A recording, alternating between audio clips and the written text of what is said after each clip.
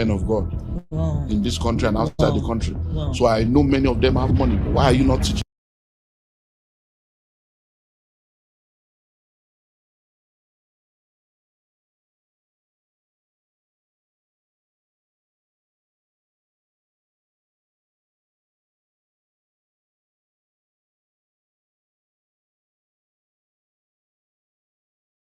these things?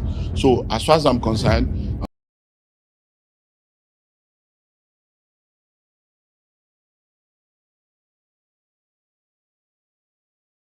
99, they were insulting us. You know, we are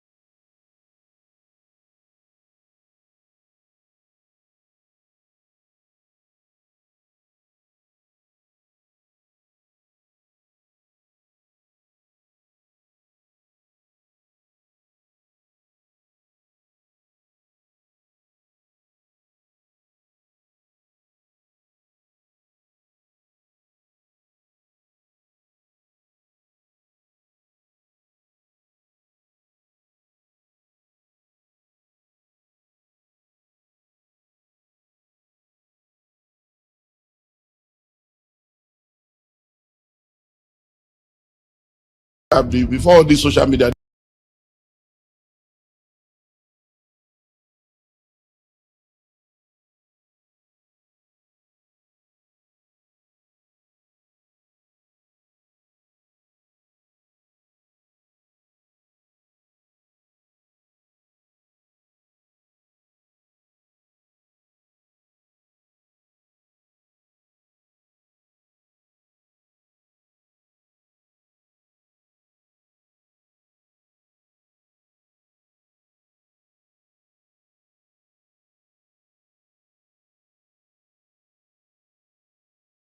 They don't insult us, city people, and call me on. In those days, with Lagos Weekend, we have all kinds of funny magazines that used to be raining. I manage the investment of many men of God in this country and outside the country. So I know many of them have money. Why are you not teaching these things? So as far as I'm concerned, for me, when I came out then, 98, 99, they were insulting us. You know, we are before all this social media, they don't insult us, city people, and call me on. In those days, with Lagos Weekend, we have all kinds of funny magazines that used to be raining in those days that they were talking about because they say we are motivational speaker. The world has become church. The church has become world. Common sense make common men. They were insulting us. They were motivational speakers. They were not preaching Bible. So it's not. But today now, many of the things we were saying in the 90s, everybody has woken up now.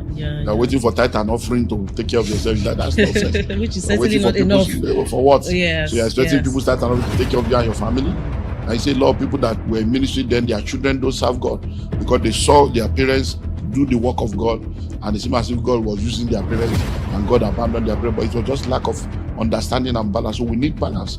So nobody is saying you should not be a full-time pastor if God is calling you. I'm a full-time minister.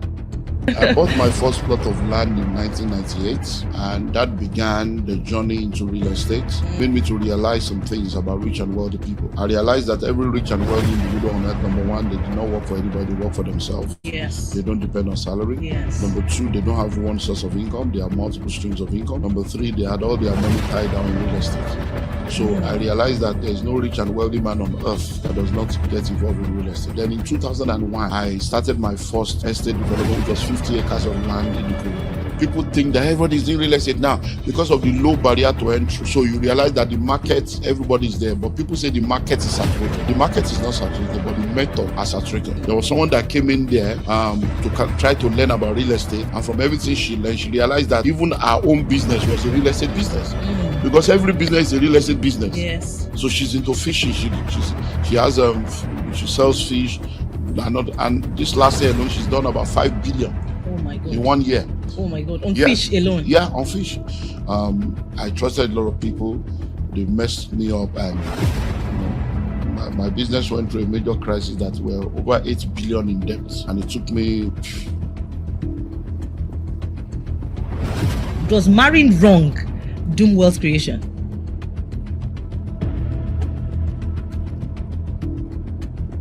Hello, everyone. Welcome to another edition of Ask the Guru, the Real Estate Edition. And today we will be focusing on mentorship. My name is Rita Okosa. And if you have been watching us, if you have been watching us constantly and you're watching us for the first time, please do not forget to turn on your subscription button. Follow us on our social media handles and do not forget to like, share, and comment on our posts at my Cstv Global. All right, this morning I have with me in the studio the common sense guru himself, Dr. Olumide Emmanuel. Welcome to the show this morning, sir. Yes, so if you like say you people, you'll be paying in dollars now. So I have to be charging people money for this one that people will just be bringing me out every time. We can't even pay you, sir. Even if you decide to charge us in dollars, what you have is not what we can pay for. It's a privilege to have you on set this morning, it's nice sir. to be here. So, good to have you here, sir. So I think it's Happy New Year. Well, the year is moving on already, but for many of you, yes. Happy New Year to you all. Happy New Year, sir. Happy New Year, sir. All right, today, sir, we want to be talking about mentorship. And then we know that you are the convener of the Billionaires Conclave. Today, we want you to talk to us. What's Billionaires Conclave all about? And of course, we are talking about mentorship. What do we stand to gain if we do have a mentor, and why should we always have a mentor in our lives, please? Okay, well, the Billionaires Conclave is a network of high net worth individuals, families, and organizations under my mentorship globally. And personally, I've benefited from mentorship because I believe, like I've said over and over again, that if you're going to be the best version of yourself and maximize your possibilities in life, there are three ships that you need. Yeah. Internship, apprenticeship, and mentorship. And so I've benefited from that. And I've also been privileged to have mentored a lot of people that have gone on to do well in different areas of life. So the Billionaires Conclave is just my mentorship platform, and we have members in 27 nations on about 5 or 6 continents now. And the mentorship cuts across different areas. So we have members from different industries, from different countries, from different sectors, and the mentorship covers all the different aspects of their lives: relationship, finance, leadership, their marriage, their spiritual life, every area. And it's been an amazing time. So mentorship is very important because a mentor is a guide. A mentor helps you to be able to gain speed in life. So mentors are very, very important because there are people that have achieved what you intend to achieve. There are people that have gone ahead of you that knows where the pitfalls are, and they can help give you a leverage. Because by the time you have a mentor, you're able to leverage on their experience, even on their mistakes, and you're able to move faster. And a wise man once said, if I've been able to see farther, it's because I stood on the shoulders of giants. So when you stand on the shoulders of other people, you're able to see farther. So mentorship is very important, and we all need mentors in different areas of life. So in whatever area of life, whatever sector you are in, if you want to become successful in that area, look for someone that can be a guide, an inspiration, and a mentor. Oh, that's nice. Thank you very much, sir. Okay, we know that you are the real estate mogul, and then we know that you are also a pastor. So I would like to ask you, sir, so what was the exact moment in 1997 when you realized that love and good intentions were not enough? Love and good intentions were not enough for wealth, and how did this pivot translate you from a struggling minister into a multi-million real estate mogul that you are today? Well, for many people know my story. For those that have followed me, in 1997, my life changed completely. Because many times I say to people that when you are young and single and you're married, there are a lot of things that you don't understand. There are a lot of things that from your own point of view, they're just idealistic view of life. Yeah. And I say to people that you can go around not having too much when you're not married, but don't ever try to be, married as a poor man. Because there's no romance without finance. Love is not enough in relationship. Yeah. And people think that, oh, I love you, I love you, I love you. Well, if you think love is blind, marriage will open your eyes. And so when the woman tells you, I love you the way you are, is a statement of faith. She's hoping that somewhere along the line, your story will change. Yeah. So for me, 1997 was that year when I began to look at the way things were going. As a result of the situations and circumstances around me, it was just not okay. And then 98, so between 97 and 98, I went through 8 months of an encounter that changed everything for me.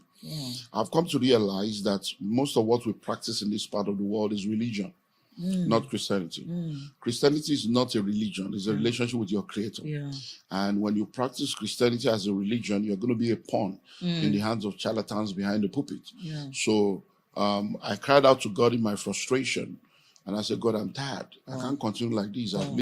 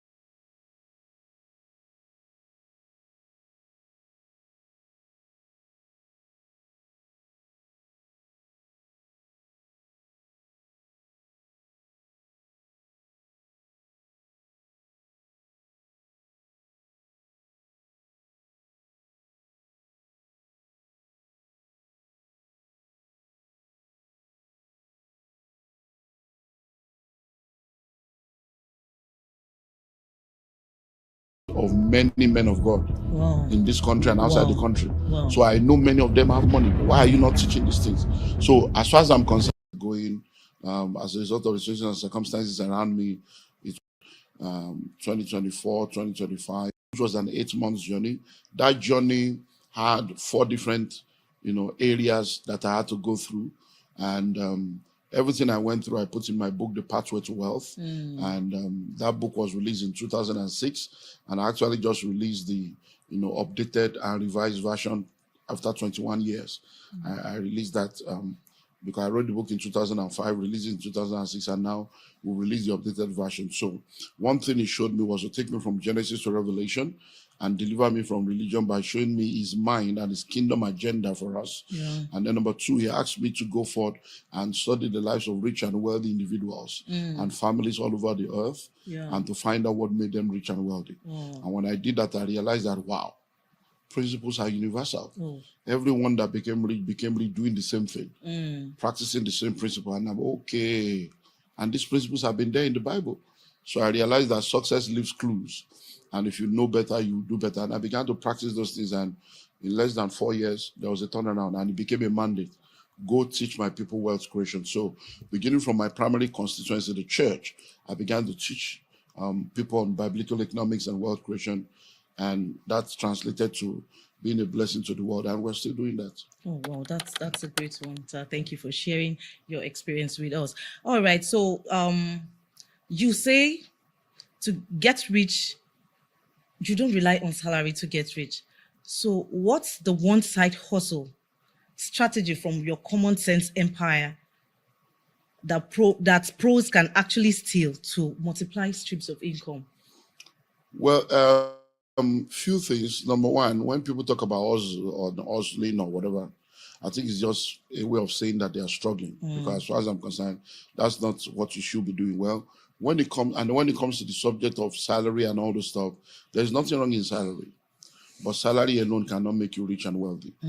I read a book that was, I went on a tour, 2 global tours, I think last year on that, 2024, 2025. I went on another tour on how to create wealth as a career person. Yeah. Because you can be an entrepreneur or you can be an intrapreneur. So a lot of people are poor because they don't know how to create wealth. So if you're a salary earner, you must understand that salary alone cannot help you to become wealthy. Yeah. Salary can become a tool for you to have money to invest. So you need to go beyond salary to investment. And so there are basic laws that guides wealth creation. Number 1 is the law of financial intelligence. Number 2 is the law of delayed gratification. Number 3 is the law of asset acquisition. Number 4 is the law of cash flow. Number 5 is the law of multiple streams of income. So you need to understand all these different laws and apply them, and then you're going to do well. Wow. So good to hear all of that. So let's talk about GREEB now. What is GREEB? And what should we be expecting? What is GREEB? We want to know everything about GREEB. I bought my first plot of land in 1998. Right. And that began the journey into real estate. And so since that encounter I spoke about made me to realize some things about rich and wealthy people. I realized that every rich and wealthy individual on earth, number 1, they do not work for anybody, they work for themselves. Yes. They don't depend on salary. Yes. Number 2, they don't have one source of income. They have multiple streams of income. Number 3, they had all their money tied down in real estate. So I realized that there is no rich and wealthy man on earth that does not get involved in real estate. And I realized that real estate is the only vehicle of wealth creation that also doubles as a vehicle of wealth retention. So when you say somebody is rich, it's cash-based. When you say somebody is wealthy, it's asset-based. So all the wealthy people on earth, when you ask them now, how much are you worth? They are going to bring their assets, and real estate is the number 1 asset portfolio that many of them have. So I began to buy 1 plot, 2 plots, and little by little. Then in 2001, I started my first estate development, which was 50 acres of land in Ikorodu. And that began the journey into massive estate development. But I realized that going into real estate, at that time, 97, 98, 99, there were not many people doing what people are doing now. And we didn't have many mentors or many people to guide us, so I made a lot of mistakes. Starting that 50-acre estate in 2001, some of the mistakes I made then, 25 years later, I'm still paying for it. Wow. So when I realized those mistakes, I'm like, wow. There are many people that are doing this thing that will get into trouble. Yes. So by 2003, I started a mentorship platform that we call the 360-degree mentorship platform that has metamorphosed into the Billionaires Conclave. So I started mentoring people. Okay. So majority of the people in real estate today are people that I trained, mentored, or people that were influenced by me or by people that I've trained. And that's why a lot of the players today, they see me as a mentor and as a father. So one of the things I did was to begin to train people, to use my mistakes to tell them, look, you can't do it this way, this is the way, this is the mistake I made. And many of them started doing well. And I began to do those trainings regularly. So maybe like every 2 years, every 3 years. But at the point I stopped because I just felt, well, a lot of people know what to do now.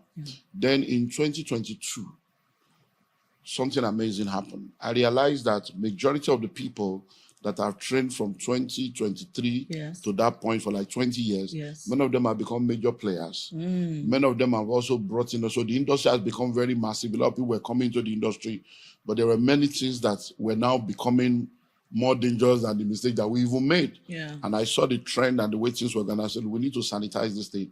The second aspect was the fact that a lot of people were playing locally, but they did not realize that they can play globally. And that there are many dimensions to real estate. So in 2022, I curated a brand new, real estate, masterclass, because what we normally call it was REEM, Real Estate Executive Master. So I created the Global Real Estate Executive Bootcamp. So that's what I'm going now, GREEB. That's Global nice. Real Estate Executive Bootcamp. So it's a 7 days fully resident. Yes, so another opportunity has come for you to be a landowner in Abuja. CFO checked. Out of O, checked. Approved layout, checked. Register survey, checked. Development, checked. Listing and listing well. The Genesis Estate Abuja is one of the hottest land you can ever be a part of right now. In Genesis Estate Abuja, we have almost 50 buildings that have already been developed that is awaiting you to come by and move in. And guess what? We've just signed an agreement to begin 500 housing units along with a government agency. So buying a land in Genesis Estate in Abuja is no more something you need to delay on. Genesis Estate is located behind Bingham University on the Yanya Kefi Express Road in Outer Balefi. All documents are intact, and with just 20 million naira, yes, you heard me right, with 20 million naira, you can own a plot of land within Genesis Estate. That 20 million covers for the land, it covers for your developmental levy, it covers for infrastructural due, it covers for all your documentation, no hidden fee, and guess what? We give you 90 days to make the payment. Only 70 plots available. Rush now and grab it. I'll see you in the new location. Special events. Oh, wow. It has never happened anywhere in the world. Wow. Where people will camp in an hotel for 7 days. 7 and all they are days? talking about is real estate. Wow. It has never happened. Wow. In fact, we're there. Sometimes we finish by 10 p.m., 11 Wow. p.m. Even the 7 days was not enough. So it was an amazing time. So what I did was to bring all the major players so that people can share their own journey, their story, their uniqueness. And then we dealt with every aspect of real estate. It was $10,000 per person. 2023. Wow. Yeah, July 2020. And we had people from 14 different countries and people from all over Nigeria. It was a hugely, amazingly successful event. And my plan was to do it once and close. But immediately we're done, the people that came said, we have to do another one. Oh, wow. You have to do it again next. Oh, I said, it's wow. not possible. Then people that missed it, I said, look, we didn't hear on time. We'd like to be a part of it. So since 2023, people have been asking for it, but I don't have that kind of time to sit down in one place for 7 days. My calendars are always like 2 years in advance, booked up. Like now, this is 2026 now.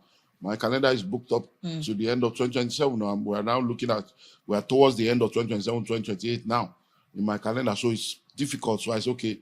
So I looked at it, I started thinking about it, and that's how I said, okay, let's do it again 2026. But the uniqueness of 2026 edition is that I have now curated 15 brand new masterclasses. Oh, wow. Yeah, never done before. 15 brand new masterclasses. Because I realized that people think that everybody's in real estate now because of the low barrier to entry. So you realize that the market, everybody's there, but people say the market is saturated. The market is not saturated, but the methods are saturated. One of the things that came out of the 2023 edition is the fact that majority of the people that came into that room left there transformed. I can give you 3 examples. There's a group of people that came there as partners. The partnership broke immediately after that because they realized that they were not going in the same direction. There was someone that came in there to try to learn about real estate. And from everything she learned, she realized that even our own business was a real estate business. Because every business is a real estate business. Yes. So she's into fishing. She has she sells fish. And this last year alone, she's done about 5 billion. Oh my God. In 1 year. Oh my God. On fish alone. Yeah, on fish. Wow. And she came in there thinking that she wants to, by the 4th day, she came to say, Daddy, I'm not doing real estate again. Let me sit with my fish. The fish business is, I can now be building co-room. That is also real estate. Do you understand now? Yeah. And one of my guys also came in there. He was also into real estate. And by the time he can say, no, I'm not doing that real estate. All of you are doing. I'm going into hostels. Oh. And he started building those. It's going to be one of the speakers this year. So what I've done is I've curated 15 brand new masterclasses. So we have hostel masterclasses. Many people don't realize that building hostels, people don't even realize that there are many universities that have just been accredited that will be built within the next 3 years. Many people don't realize that over 75% of Nigerians are below the age of 35. 19 years is the median age for Nigeria. So we have about 55% of our population, young people that will still go to university. Yes. And they don't have hostels. So people don't know that there's billions to be made in that area. So we are having cinema master classes.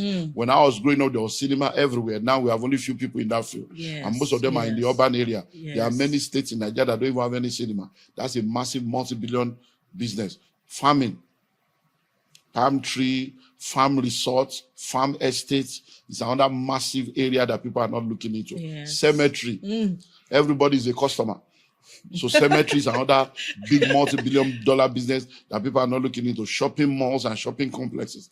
People are not looking into that. Film village. People are not looking into that. So I've curated 15 brand new masterclasses that will be shared. That's never been shared before. It's a masterclass that people have never given attention to, and all those things. And then we are bringing all the major players.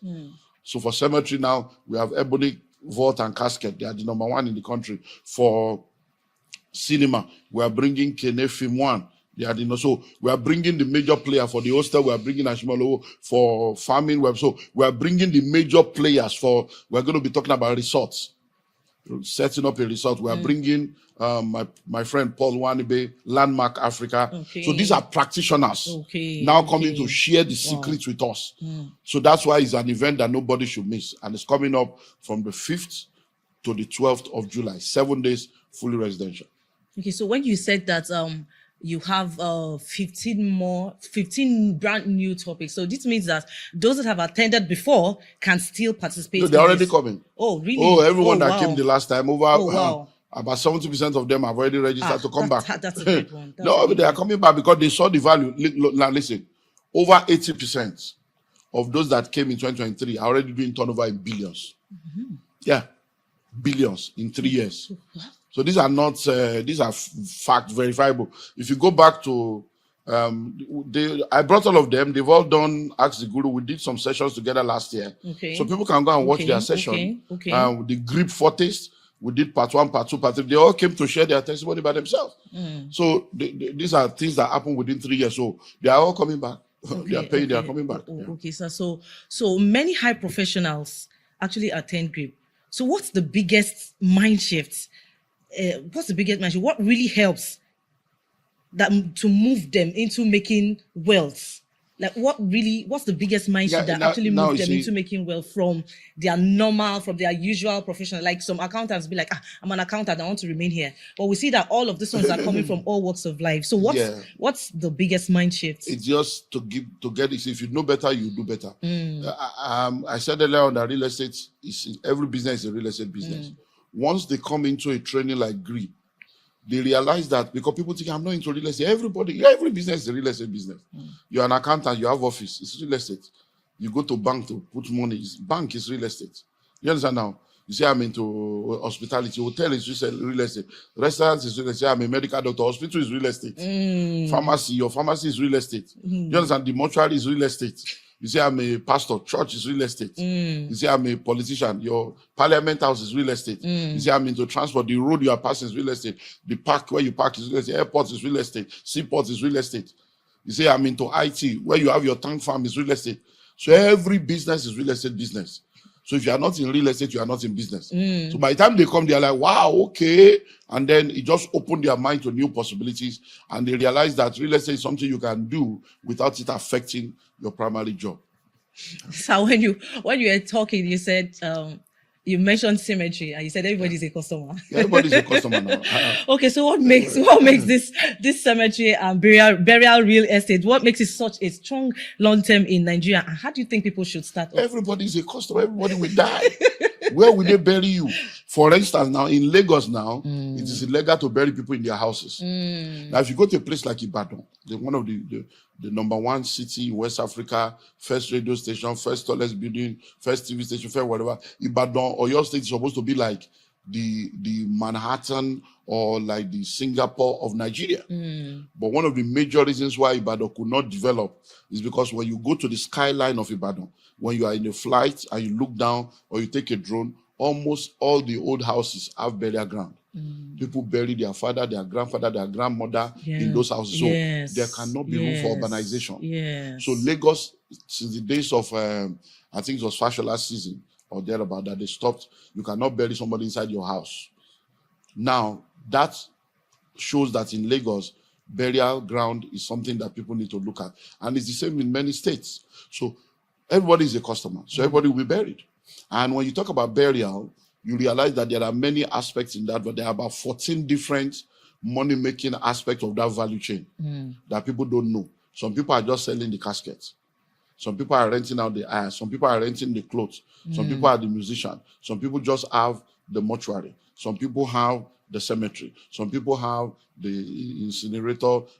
So it's all kinds. So there is so much that can be done in that area because everybody is a customer. Yes, sir. So when you were talking, you talked about a woman who, after she attended one of the sessions, she made up her mind to just stick to the business. Okay, so now we know that a lot of women are in real estate right now. Most of them are basing on the short leads, and others are developers.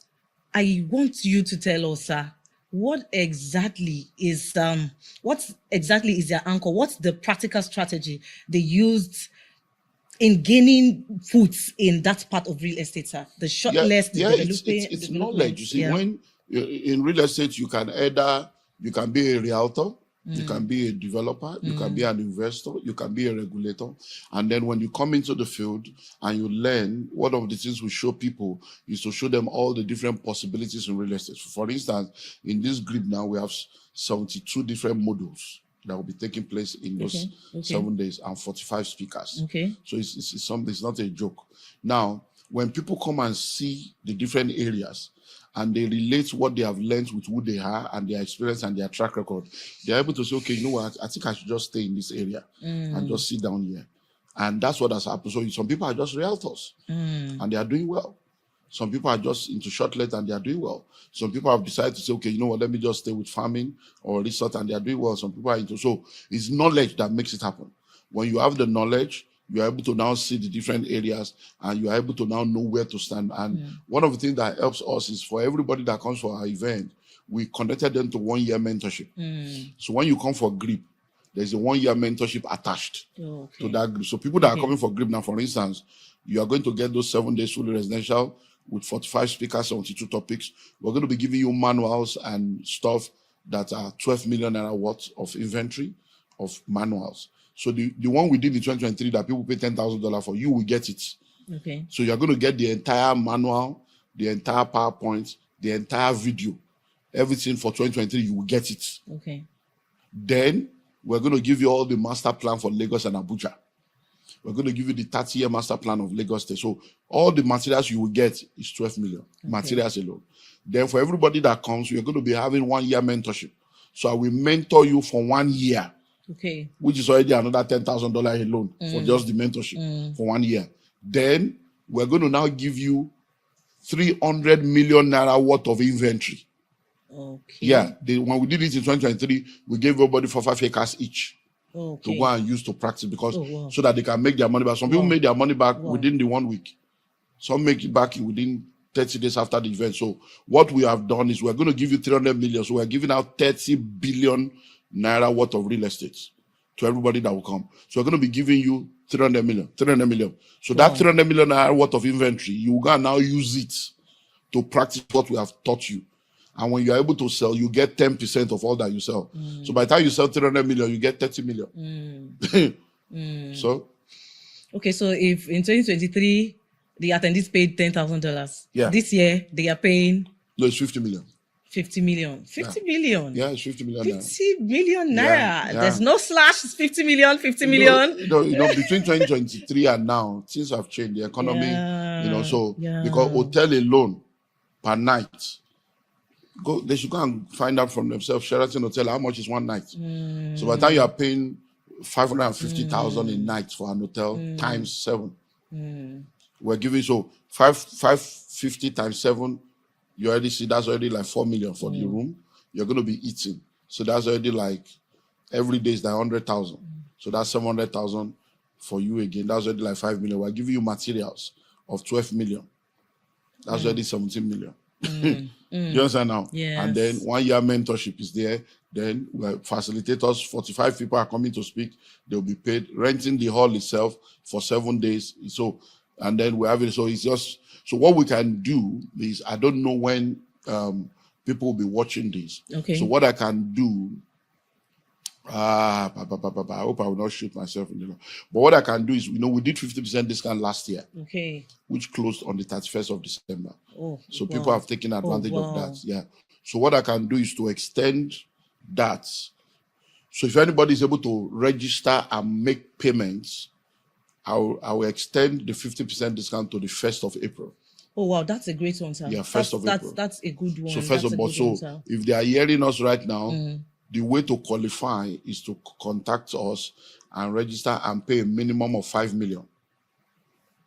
To hold down the slots. To hold down the slots. All right. But that 5 million will be non-refundable.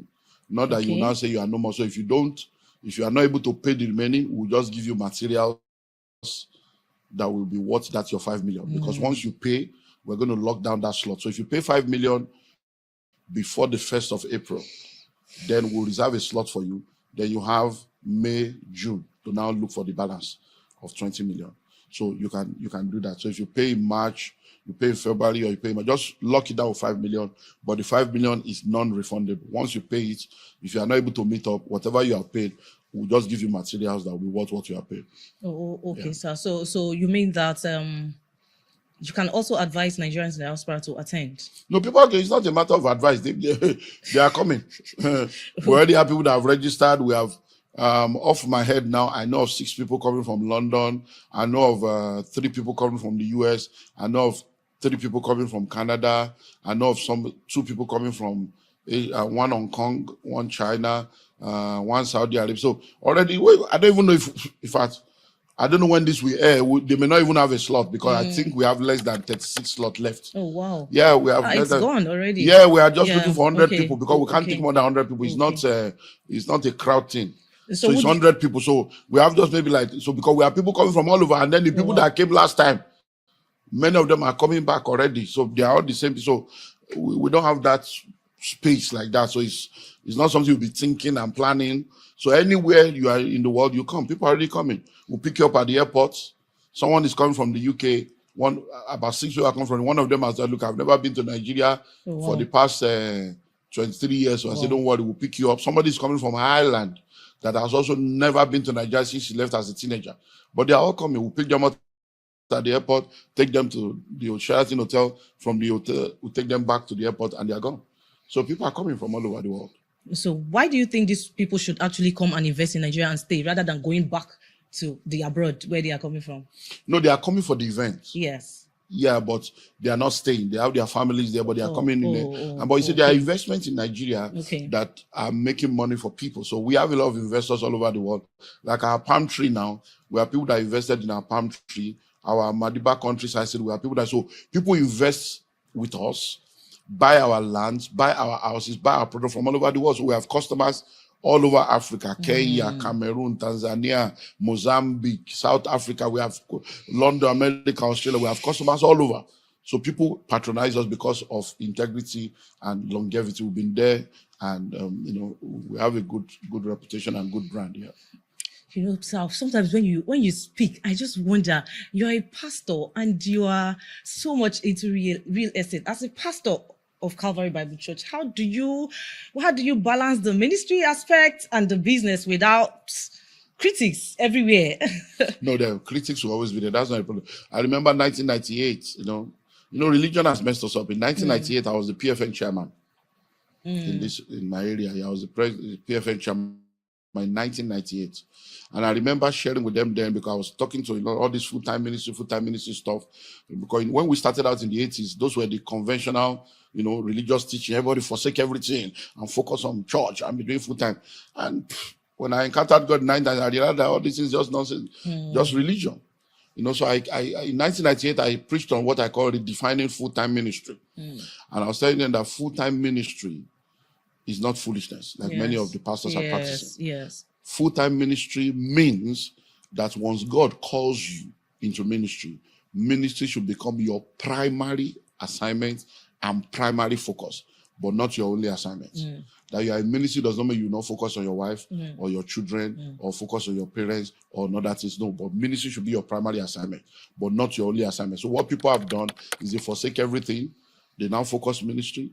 They don't do marriage. They don't do children. They won't do school run. They won't take care of their wife. They won't help their family. They say they are pastor. They are doing full-time. And then it's just foolishness. So many of them are poor, hungry, wretched, and frustrated because many of the people that were teaching them about full-time. Yes, so another opportunity has come for you to be a landowner in Abuja. CFO checked. R of O, checked. Approved layout, checked. Register survey, checked. Development, checked. Listen and listen well. The Genesis Estate Abuja is one of the hottest land you can ever be a part of right now. In Genesis Estate Abuja, we have almost 50 buildings that have already been developed that is awaiting you to come by and move in. And guess what? We've just signed an agreement to begin 500 housing units along with a government agency. So buying a land in Genesis Estate in Abuja is no more something you need to delay on. Genesis Estate is located behind Bingham University on the Yanya Kefi Express Road in Outer Balefi. All documents are intact, and with just 20 million naira, yes, you heard me right, with 20 million naira, you can own a plot of land within Genesis Estate. That 20 million covers for the land, it covers for your developmental levy, it covers for infrastructural due, it covers for all your documentation, no hidden fee, and guess what? We give you 90 days to make the payment. Only 70 plots available. Rush now and grab it. I'll see you in the new location. We're lying to them. Most of the fathers of faith that were teaching us full-time ministry in the 80s, many of them have businesses. They are billionaires. They write books. They sell the books. They make money. They have schools. The churches have schools. They have investment. They have all kinds of in gold, in stocks. I am a celebrity fund manager. I manage the investment of many men of God in this country and outside the country. So I know many of them have money, but why are you not teaching these things? So as far as I'm concerned, for me, when I came out then, 98, 99, they were insulting us. You know, we have before all this social media, they insult us, city people, and come in those days, with Lagos Weekend. We have all kinds of funny magazines that used to be raining in those days that they were talking about because they say we are motivational speaker. The world has become churchy. The church has become worldly. Common sense make common man. They were insulting us. There were motivational speakers that were not preaching Bible. It's not. But today now, many of the things we were saying in the 90s, everybody has woken up now. They're waiting for tithe and offering to take care of yourself. That's nonsense. Which is certainly not enough. For what? Yes, so you're expecting people tithe and offering to take care of you and your family? I see a lot of people that were in ministry then, their children don't serve God because they saw their parents do the work of God. And it seemed as if God was using their parents and God abandoned their parents, but it was just lack of understanding and balance. So we need balance. So nobody is saying you should not be a full-time pastor if God is calling you. I'm a full-time minister and I'm a full-time businessman. It just means that I put ministry first. And the way I do it is system and structures. That's all. So in ministry, I put myself in a position of overseeing things. And then I delegate the things that needs to be delegated. And that's the same thing I do in business. So the things I can do that nobody else can do, I focus on that. The things I can do that others can also do, I delegate to them. The things I cannot do that others can do, I outsource it to them. And it's just that system and structure that I said, and it's just by the grace of God, it's helping us. Thank you very much, sir. So they say seminars claim that anyone can scale within 5 years in the business. But please tell us the brutal truth about 90% failure. And then the caucus, the inner caucus of conclave of the billionaires conclave. How do they really strive? Please tell us about it. Once I remember, there is no other inner caucus. The conclave is the conclave. Yes. You are the one that determines how far you want to go. Now, over 80% of businesses fail in the first 5 years. And a lot of businesses are not able to scale because people don't realize that there's a difference between technical skills and business skills. So people have technical skills. They have the ability to cook. They have the ability to sew clothes. But if you can cook and you start a restaurant, it doesn't mean you succeed. Because the ability to cook is a technical skill. Running a restaurant is business. So do you have the business skill? You may be able to sing and you are into show business. You know the show, but you know the business of the show. So what people need to know is to know business. And that's why we have Entrepreneurship Academy. So I put all these things together. We set up Entrepreneurship Academy in 2012. We raised over 12,000 entrepreneurs, and they are doing well. So people need to come and learn, come under mentorship. So that if you're a businessman, you learn how to scale, you know what to do. So we started with mentorship, we'll come back to mentorship again. Just come under mentorship, train, get knowledge, because if you know better, you will do better. Talking about entrepreneurship, I'm aware that you hosted an entrepreneurship training this year. So please tell us, sir. what's the controversy between this poverty mindset thing? Is poverty actually a mindset, or is it a choice? Please. Now, in the new book, Pathway to Wealth, Yes. I brought in 8 new chapters to add to the Pathway to Wealth that was done 21 years ago. Poverty is a spirit. Yeah. Poverty is a mindset. Yeah. Poverty is an habit. Mm. Poverty is a lifestyle. Mm. Poverty is a state. Mm. So there are dimensions of poverty. Mm. So when you see someone that is poor, the first thing you see is the state of poverty, which is a state of lack, hardship, and insufficiency. Mm. But that is the fruit. There is a root. The root is either a spiritual dysfunction or a mental dysfunction. Mm. So for many people, if they come in contact with church and they come from the religious part, they will tell them it's a demon. It's the altar of your father's house. Let's destroy the spirit of poverty, which is okay. There's a part to that. But once the spirit is destroyed, what next? Because the spirit of poverty is not omnipresent. Mm. It's not omniscient. And it's not omnipotent. It's a spirit. It's not everywhere. It's not God. Yeah. So that means that what the spirit of poverty does is that when the spirit of poverty comes into the life of a man, he installs software and programs. That is the poverty mindset. So even after you have prayed for someone and they have been delivered from the spirit has gone. You have cast out the devil. But there is the software that is the program that runs their life. That is the mindset. So it is that mindset of poverty that now makes people to begin to, do things they are not supposed to do. They don't save, they don't learn, they believe they have wrong mindset. That is what now leads them into poverty attracting habits that now leads to a lifestyle that now keeps them poor. So there are dimensions to these things. Yeah. Wow. It's been a wonderful session with you. But lastly, sir, we want you to share with us what's the most painful business flop you endured and common sense lessons that saved your empire. Can you please share with us? That's another masterclass on this one. Well, not really. It's a lot, I would say. But let me just say that one of the major mistakes I've made in life when it comes to business is believing that I can trust people, the way I'm trustworthy, because I'm a very loyal, trustworthy person. Integrity is just, when I tell you A is A. And that's where I've lived my life. So I just thought that, especially when they are Christians, when somebody say they are Christian like this, so I trust implicitly. And I now realize that I needed to balance that also. So we use the word cautiously optimistic. So now I still trust people, but I now have a caveat of making sure that I don't let down my guards to a level where people will mess me up, because I trusted a lot of people. They messed me up, and my business went through a major crisis that were over 8 billion in debt, and it took me almost 10 years to come out of that debt. Oh, wow. Yeah. Oh, wow. So it's just trusting people, and people just do a lot of stuff, and so people are wonderful.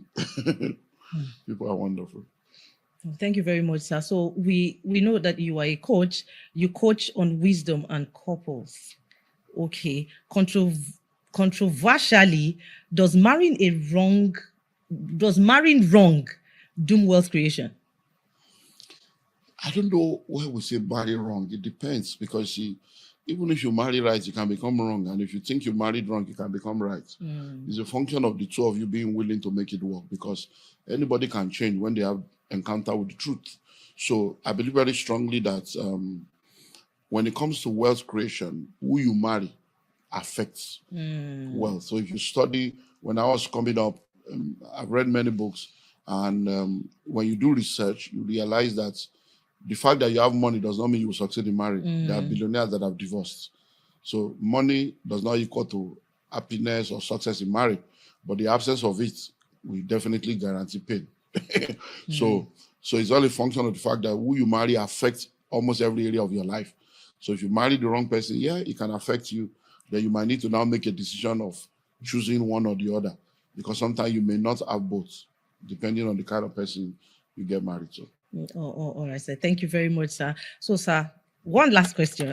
If the conclave I summit think you should is be a it? pastor because you have done last question like 4 times now. And as the pastor will say, finally, Because while you speak, a lot of things is still coming up, and there are questions that so many people would like to receive answers. Okay, so sir. Okay, finally, this time, if the conclave summit in 2025 was on disruption, is your legacy play with the speakers like Apostle Florensha Lakija? What's the one forbidden truth about building empire that the governments and gurus hide, and why reveal it now? there's nothing we are hiding. I don't know. People just have all this funny. It's because you are not ready to learn or you are not ready to pay. Because see, you don't see gold on the floor, diamonds on the floor. Do you understand? You don't see crude oil on the floor. You have to dig deep. So most of the time, it's not as if something is hidden. It's because you have to go for it. I can't go out now naked. So, do you understand? I'm not hiding my nakedness. I'm covering my nakedness. Because you have to be qualified to see that. You have to be my wife. Do you understand? So that's the same way life is. So I cannot cast my pearls before swines. If somebody is a child, you don't give them the key to your car because they are a child. They cannot drive. So there are many things that you don't have, not because somebody is hiding it, but because you are not qualified for it. When the student is ready, the teacher will appear. So if you are ready to learn, you will go for the knowledge, you will go to the right place, you will do the right thing, and you pay the price for what you need. So that's the way it works. So it's not as if anybody's hiding anything. I'm not aware of anybody you have gone to ask and they say they can't answer you. They will tell you, if you want this, do this. And that's the thing. People just know you want everything for free. It doesn't work like that, because I've come to realize that when people don't pay, they don't pay attention. Yes. Time is really gone, but you see, the GREEB that we're talking about, Yes. one of the reasons why we have over 80% of them doing turnover in billions now is because they pay $10,000. There's no way you pay $10,000 for an event and you miss it. There's no way you pay $10,000 for an event and you not practice what they taught you. It's not possible. Yes. Except you are completely stupid. And you can't be stupid with $10,000. So will you come and pay 25 million or pay 50 million now and you say, I'm tired, I changed my mind, there was traffic? You will come. Even if your wife is in labor, you say, babe, this is where I'm going for that meeting. So because people don't pay, whenever they get things cheaply and easily, the grace, the impetus to do something with it is very low. So, and what I would do is, our conclave summit for this year is coming up in March. Like I said, Okay. I don't know if and when this will be aired for people to see, but anybody that is coming for the GREEB, yes, please. If they are able to pay 100%, I've given them 25% and 50% discount. Yes, please. To pay 25 million. Yes. So what I will now do is, anybody that is able to pay that 25 million upfront, yes, before the 1st of March, okay, depending on when you are showing this, so it may be gone, you may be hearing late. So anybody that can pay the entire 25 million, yes, which is the 50% before the 1st of March, then I will now allow them to come for the conclave summit absolutely free. Oh, wow. So that's Friday the 6th and Saturday the 7th of March. 2 days fully residential at Marriott. That one alone is $3,000, but you will now come for free. Oh, wow. Yeah. This has to be aired soonest. This has to be aired so that people can actually come on board. Thank you very much, sir. Thank you for sharing your wealth of knowledge with us. So if you are joining us for the first time, or you have been constantly watching us, this is mentorship that we are talking about, that people pay for. You have gotten it on the platter of gold. Please do not forget to subscribe to our channel, and don't forget to click on your subscription button. Follow us on our social medias, all our social media handles at MyCSTV Global. Till we come your way again, I remain Rita Okosa. Thank you very much. See you on the next episode. Thank you, sir. Thanks for having me. Yes, so another opportunity has come for you to be a landowner in Abuja. C of O, checked. R of O, checked. Approved layout, checked. Register survey, checked. Development, checked.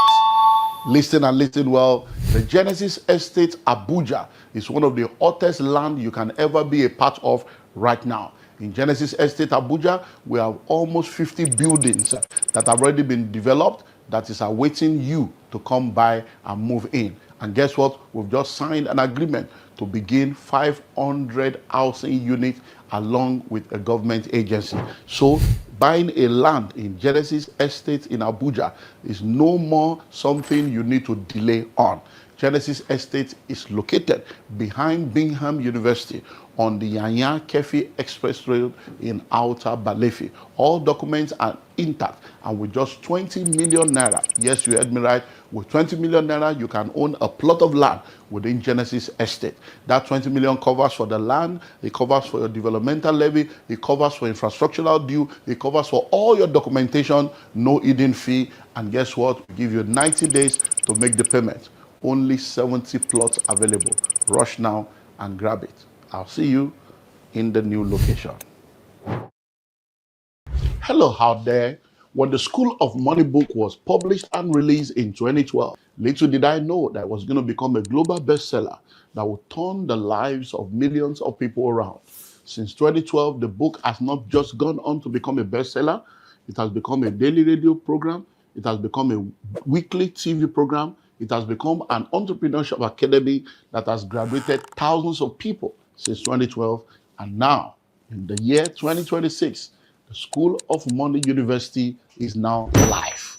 Yeah, that's the bank. So you need to join the School of Money University. So if you're listening to me anywhere in the world, distance is no more a barrier.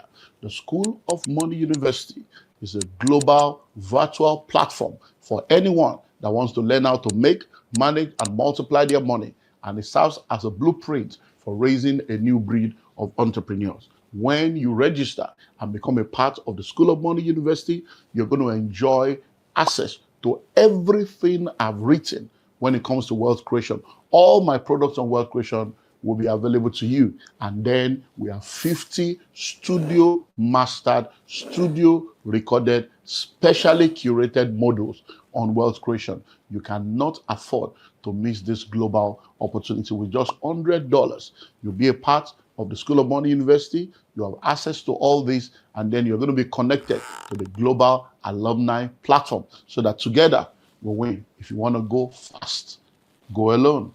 But if you want to go far, go with others. So come on board the School of Money family and let's make wealth together.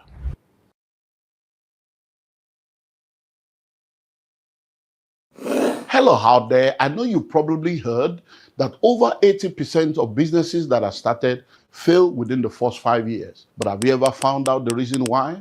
Well, one of the reasons why a lot of businesses fail within the first 5 years is because a lot of people go into business as a young desire to see their passion become a reality. Some go into business because they just want to survive. They just want to make ends meet. A lot of people go into business because they have technical skills and they want to turn their skills into business. But many of them do not realize that without business skills, you will not be able to do well in business. And that's why in 2012, we launched the Entrepreneurship Academy. The Entrepreneurship Academy was put together to raise a new breed of entrepreneurs and create a platform where interested individuals can come into a family, into a tribe where they are trained, they are equipped, and they are mentored to become world-class entrepreneurs.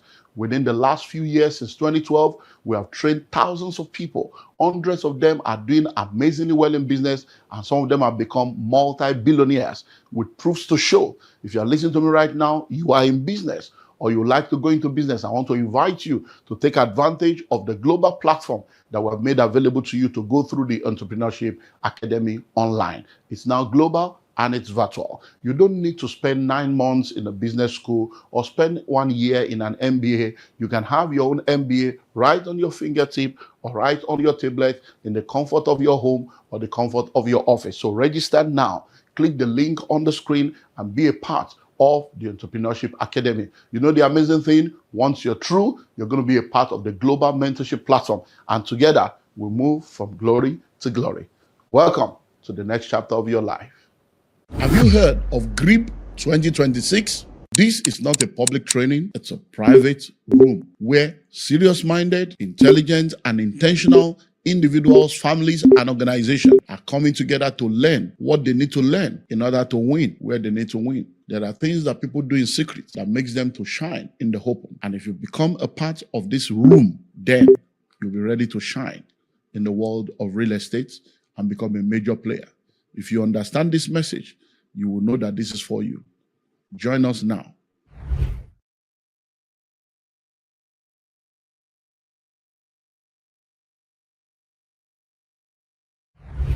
Happy birthday to me. Happy birthday to me. Happy birthday, happy birthday, happy birthday to me.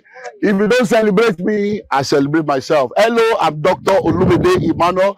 In the last 3 years, I've always had the opportunity to be a blessing to people through what we call the birthday promo. And I'm happy to announce to you that the birthday promo for 2026 is here from the 1st of May all the way to the 31st of May. We are offering 50% discount on 2 of our locations. So if you want to be a part of this birthday promo, we have 55 plots in Madiba Countryside City, in Obafe Miwode local government. See the layout, see the gatehouse, work is going. So, and then in Genesis Estate in Abuja. Oh yeah, Abuja, see Abuja. Oh yes, so that's Abuja. We are offering 55 plots, also 50% discount. So here is 10 million, and instead of paying 10 million, you pay 5 million naira only. All inclusive. Oh, Abuja 20 million. Instead of 20 million, you pay what? You pay only 10 million. The money covers for the land, it covers for all your documentation, it covers for developmental levy, no hidden fee. And guess what? If you plug in between now and the 31st of May, we'll give you 90 days to make payment. One more. Madiba palm tree farm. We have added the palm tree farm to the promo. 6 million per acre, 15 million per hectare. That one, let's do 100 plots. Happy birthday. Oh yeah, plug it, clock it.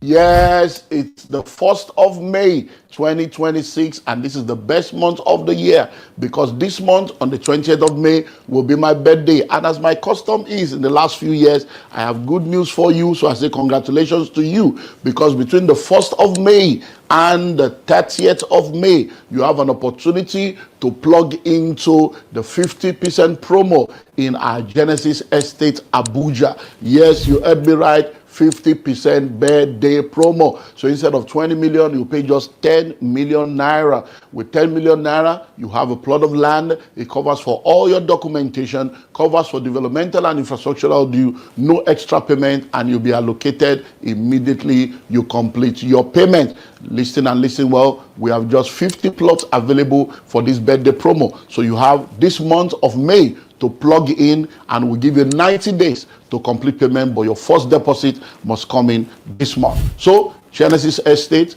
Outer Balefi, behind Bingham University, you have no reason not to plug in. Congrats in advance.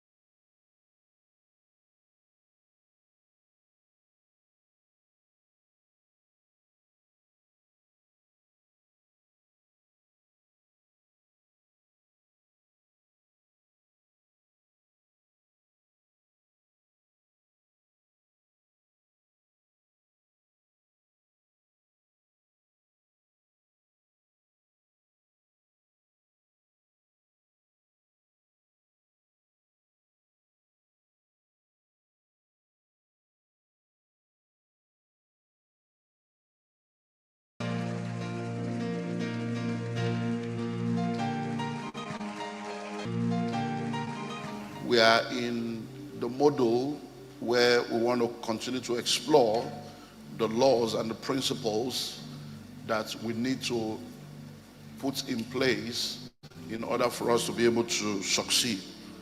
So the 5th module is know and continue to apply all the laws and principles of success as at when needed.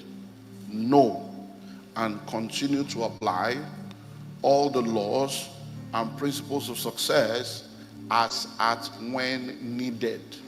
So we have looked at different things with reference to success. But in order for you to then continue to go from one level of glory to another level of glory, there are laws and principles of success that you need to know and continue to apply as at when needed. You can't apply everything at the same time.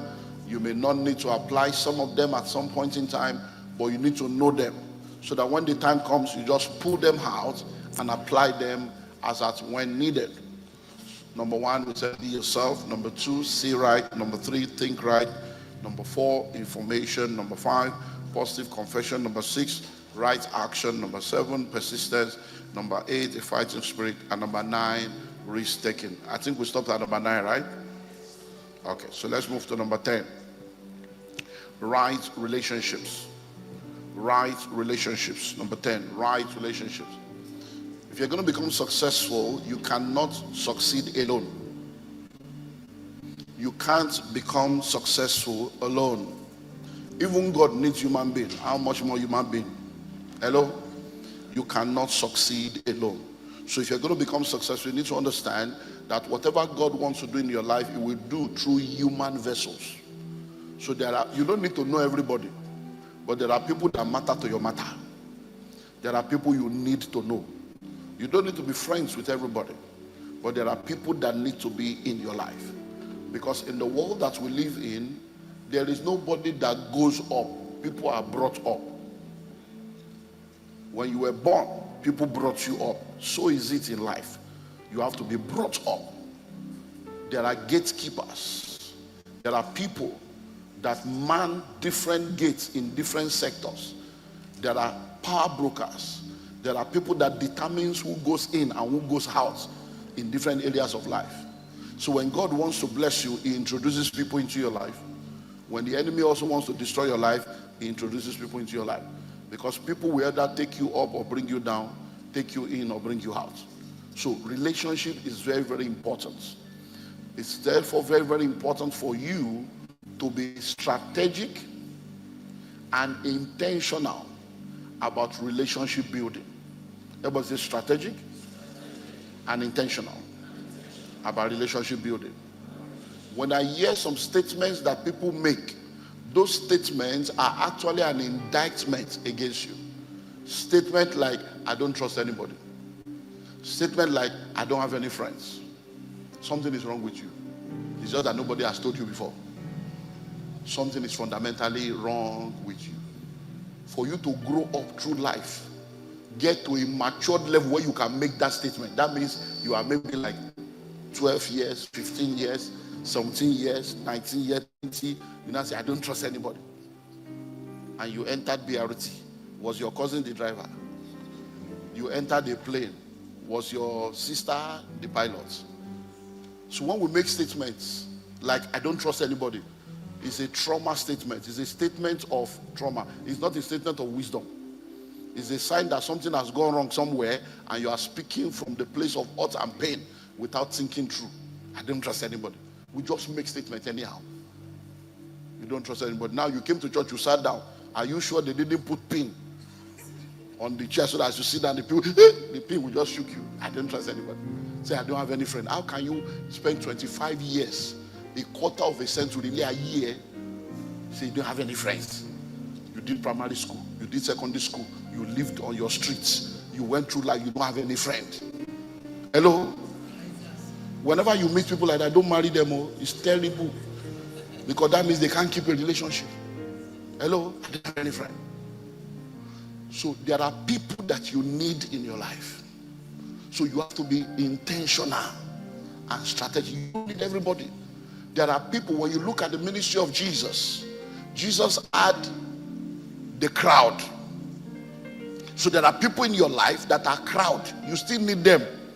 They have their own place. Hello? But apart from the crowd, Jesus had the 70. Apart from the 70, he had the 12. Even amongst the 12, he had the 3. Then among the 3, he had 1. So the reason why many of us are hurt is because The people that are supposed to be sitting in gallery, we give them VIP sitting. The people that are supposed to be in the 70 of your life, you brought them into the Trinity of your life. And they now had to hurt you because they gained access to information that is beyond their capacity to handle. Hello? Hello? So you need to sit down and look into your life. There are 4 sets of people in the life of every individual. 2 of them are positive, 2 of them are negative. The positive ones are called additions and multiplications. Additions and multiplications are people that come into your life. Their presence into your life will always add to you. They will add knowledge, they will add wisdom, they will add encouragement, they will add prayer, they will add grace, they will add connection, they will add support.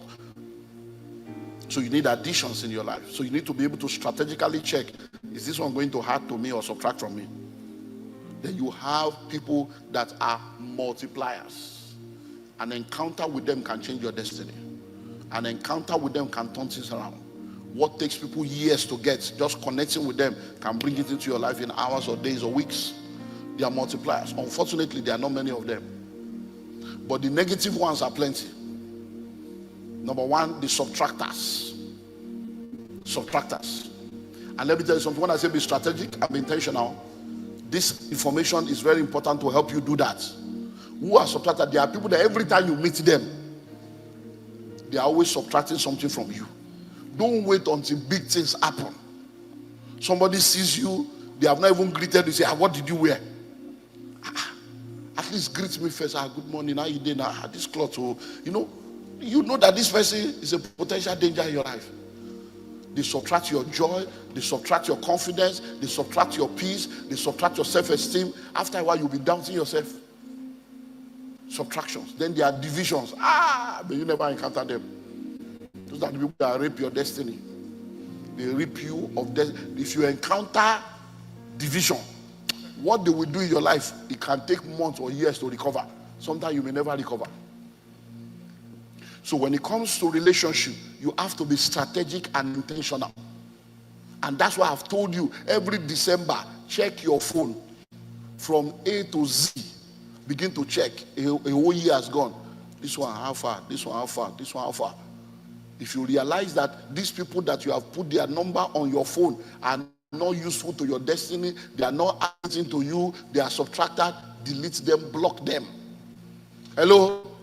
That's the same way I say you should go home now, go and check your wardrobe. There are some clothes that should go. Because every time you wear it, it's a reflection of where you are coming from. It's not reflecting where you are going to. And God is trying to remove it. Did you not hear our sister's testimony that she was wearing big clothes? It's not a fashion. It was to acclimatize to a challenge. But now that the challenge is gone, clothes don't change. Your clothes will change. My God will crown you with glory. So there are some clothes you are wearing that is hindering your glory. Hello? Because it gives a different picture of who you are. It has a different aura. And the level God wants to take you to, you need to go and clear your wardrobe so that new one can come. Hello, somebody. So number 1 is what? Right relationship. Right relationship. So, and listen well. One thing I've discovered, I've said it over and over again, there are 3 shifts that you need in life. Number 1, internship. Number 2, apprenticeship. Number 3, mentorship.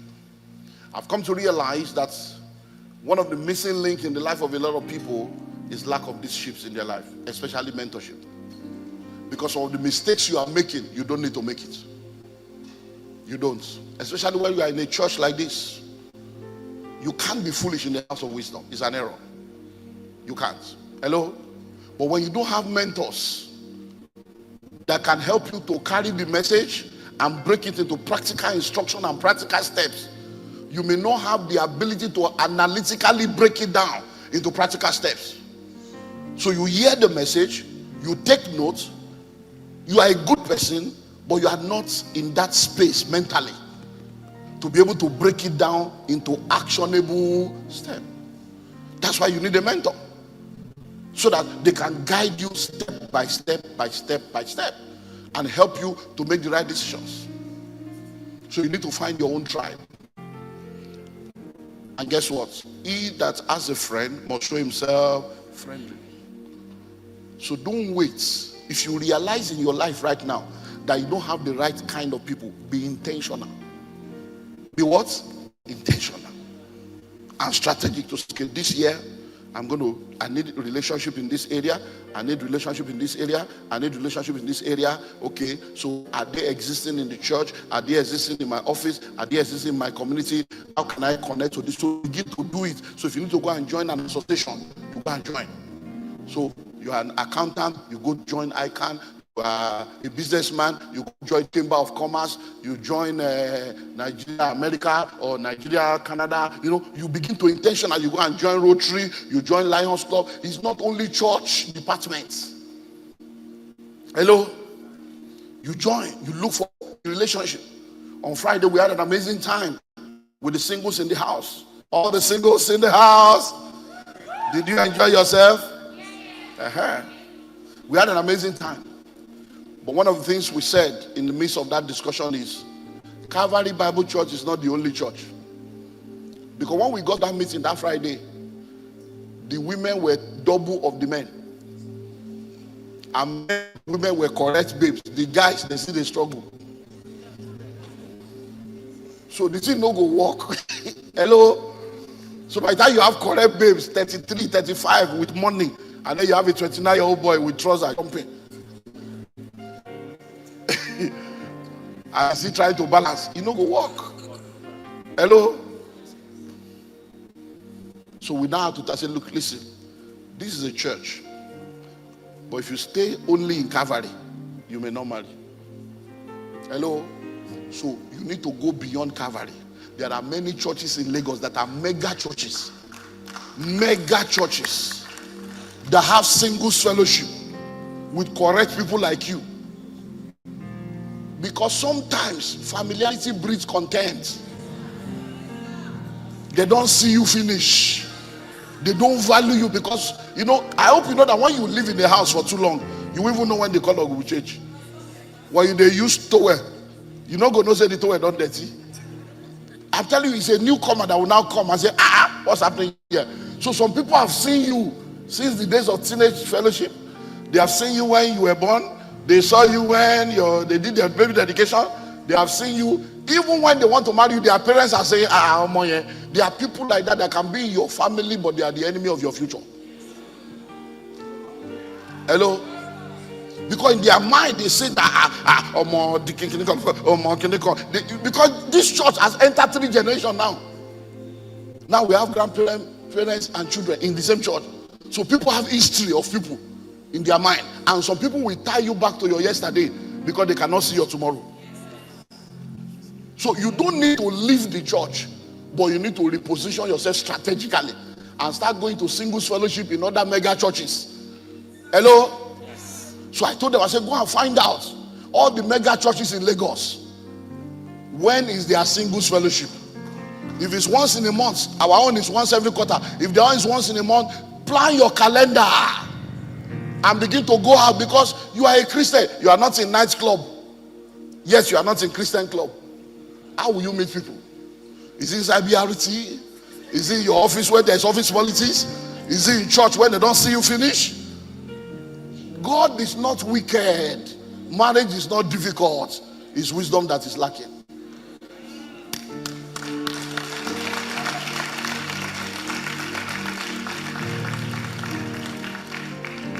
On that Friday, some people that looks like teenager, they say they are 33, 35. I know these women. I didn't talk about I don't know what verse of scripture you said that to. I don't want to talk about my age. The people who won't marry you will still say you be children church. Because many of the people we saw, they look very smallish, whereas they are not young. Some of them have baby face, but they are not a baby except a baby to their husband. Hello? I'm saying something. This is, I don't know that it will be, but you see, it's entering. Right relationship. So listen and listen well. Be wise. You cannot spend all your days in the same location with the same set of people that are not seeing your glory. People look at you, there's a mirror of your past in their brain that is a fog that cannot make them see. So you need to now go to a place where when they see you like this, ooh, people will see your glory immediately. Hello? Then you need to be intentional about your testimony. Someone say intentional. Many of you don't even know how to give testimony. So people don't know that your story has changed. Hello? They don't know. So once you move to another season of life, come and testify. So when you are gaining admission, you come. I just want to thank God I've gained admission. You go and study law. When you graduate, you come back. I just want to thank God I've graduated. I'm going for youth service. There are guys that are watching. I'm engineer. You don't know. The young are growing. Then when you come back from youth service and get a job, I just want to thank God I've gotten a job in a blue chip company. Oh, guys will click. Oh yeah, we're almost there now. Hello? When you buy your car, I just want to thank God I got my first car. It's male and female, though. Male and female, because we don't know who has car and who does not have car. So by the time you come back, I just want to thank God I went to the UK. I just got back. I was grateful. They gave me the visa. It's my first international trip. Okay, go global. Listen to me. This is what they call wisdom. So that's why you need mentor to give you practical steps. There are people that are watching. They don't know how to define you. And they can't just come up to you. At least give them the basic information that will help their faith. Hello? Because this year into next year, engagement, marriages, engagement, marriages, engagement, marriages. And then, let me stay here a little. One other thing that came out that was very predominant is Japa love. Many of our people are not married because there's one boy in Germany, somebody in Holland, Canada. Some people, after 9 years, they drop them. After 7 years, they drop them. After 5 years, they drop them. The guy go say, they go, he go return. Please, I beg you. What I say? I beg you. Any relationship you are in, and the person come and say, I'm traveling, end the relationship. Because you will end up like a transit passenger. You see, when you are on transit, when you leave Lagos now, say Lagos, Paris, New York, Air France. Or you do Lagos, London, New York, Virgin. Or you do Lagos, Qatar, New York, Qatar. Once you leave Lagos and you get to London, you can't come out of the airport because you are on transit. You cannot negotiate to buy land in London or buy house or get a job because you are on transit, because your focus is what? New York. So when you have a relationship and somebody said they are traveling, they will leave you here in Nigeria. The guy that told you he will send for you, he didn't lie. Oh. He planned to send for you because to the best of his knowledge, when he gets there, he will pick money on the streets and send for you. He has forgotten that what he has in his hand is visitor visa. That he is going there as an illegal immigrant. So he plans to send for you after 2 years old. But when he now land, he will now realize that the options are optioning. So option 1, file for asylum. By the time you now file for asylum, even to pay the lawyer, you will now begin to work. You will now discover that 1 month's rent is equal to 2-year rent in Nigeria. Then it begins to run. Before you know it, the focus of settling down becomes too powerful that your love is not strong enough to keep him to think about you. And then when he was with you, you were the big fish in a small river. By the time he now gets there, there are bigger fishes in a bigger river. more beautiful, more experienced, more educated, richer than you, more spiritual than you, that have been praying for God to bring their own husband.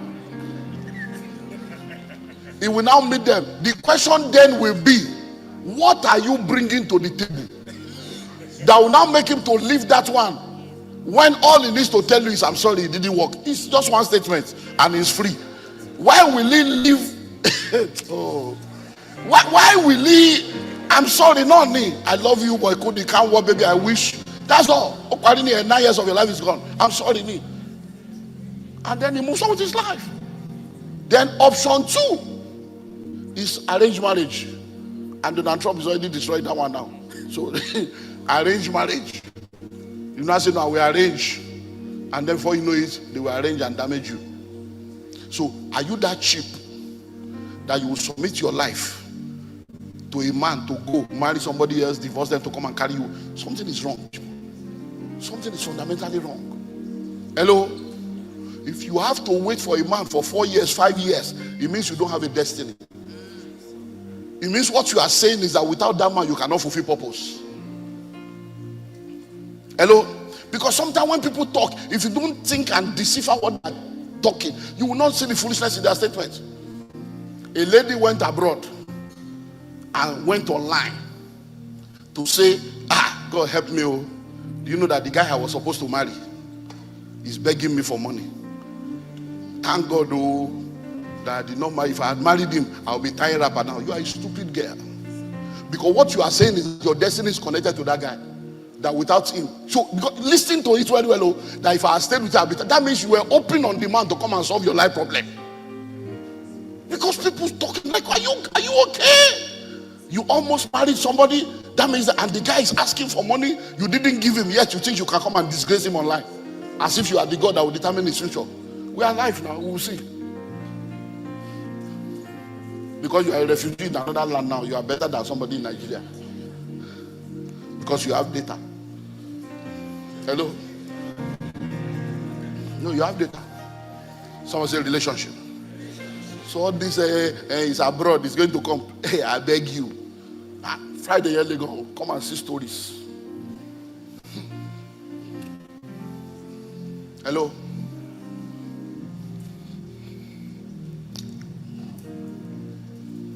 Let me give you number 11. Diligence. Diligence.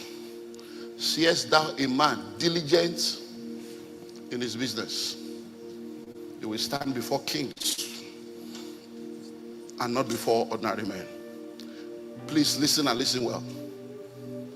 Many Christians are lazy. What did I say? Lazy. Lazy with a capital L-A-Z-Y. Lazy. Go and get my book. Common Sense is Not Common, part 2. It's called Are You a Fool? A question or an answer. No, it's a book. Oh, I have it. It's my book.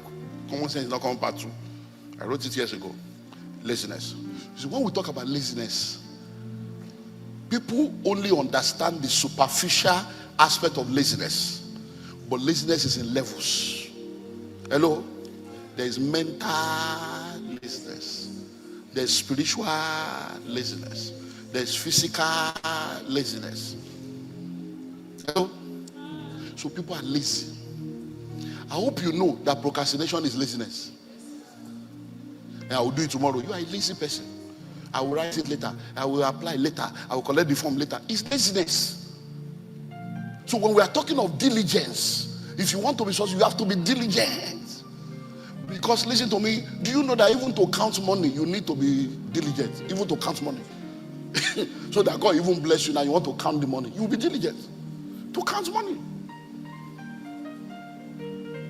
So if you want to become successful, be diligent. Wake up early, face your business, mind your business, put in everything. Because nothing just happens. If it's going to be, it's up to you. An object will remain stagnant until a force is applied. Be diligent. Procrastination is what? Laziness. Excuses, laziness. So, Pastor, you don't understand. You don't understand. You know, I come from a poor background. Shut up. Stop talking rubbish. We poor background. Do you know where other people came from? Once you clock 18, you are a background. You can no more use your background as an example. You came from a poor background, yet you are sleeping around. So your background could not stop you from immorality and fornication. Hello? The day you give birth to your first child, you have become an ancestor. Another ancestry has started from you. Another generation. How can you be so a background? Which background will you want the background by now? You are the background of the children you have started giving birth to. A destiny is already coming into your life. Every decision you make now affects that girl, affects that boy, affects those children that you have brought to the world, and you are talking background. Eh? Hey, where was my father when people were buying land? Why did my father not have money? You have entered though.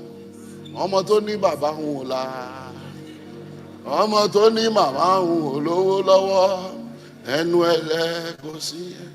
A child that says my father didn't make it, my mother didn't make it. You are already here. Your children, may your children not ask you that question. So where your ancestors has failed you, you cannot afford to fail your descendants. You are already an ancestor now. How can you have children? You are talking, you don't know the background I come from. Stop talking rubbish. Which background? You are born again. Stop talking that. So when you enter church, stop being an unserious Christian. Membership class you will not do, department you will not join. Get committed. This evangelism we are talking about, some of you will never join, no matter what they say. No matter what they say. When God call you, you won't answer. You are calling God, you are setting to answer. It's an amazing generation, and nobody's telling you the truth. People are rubbing your head in dishonor. They are rubbing your head in disgrace. They are massaging you to failure. Not this church, not this pastor. Hello? Whether you like it or not, we will force you to succeed. We will force you to make it. Whatever wants to hold you down, we will fight it and release you in the name of Jesus. So you need to be diligent. How can you be an hairdresser? At 11 o'clock, you have not opened shop.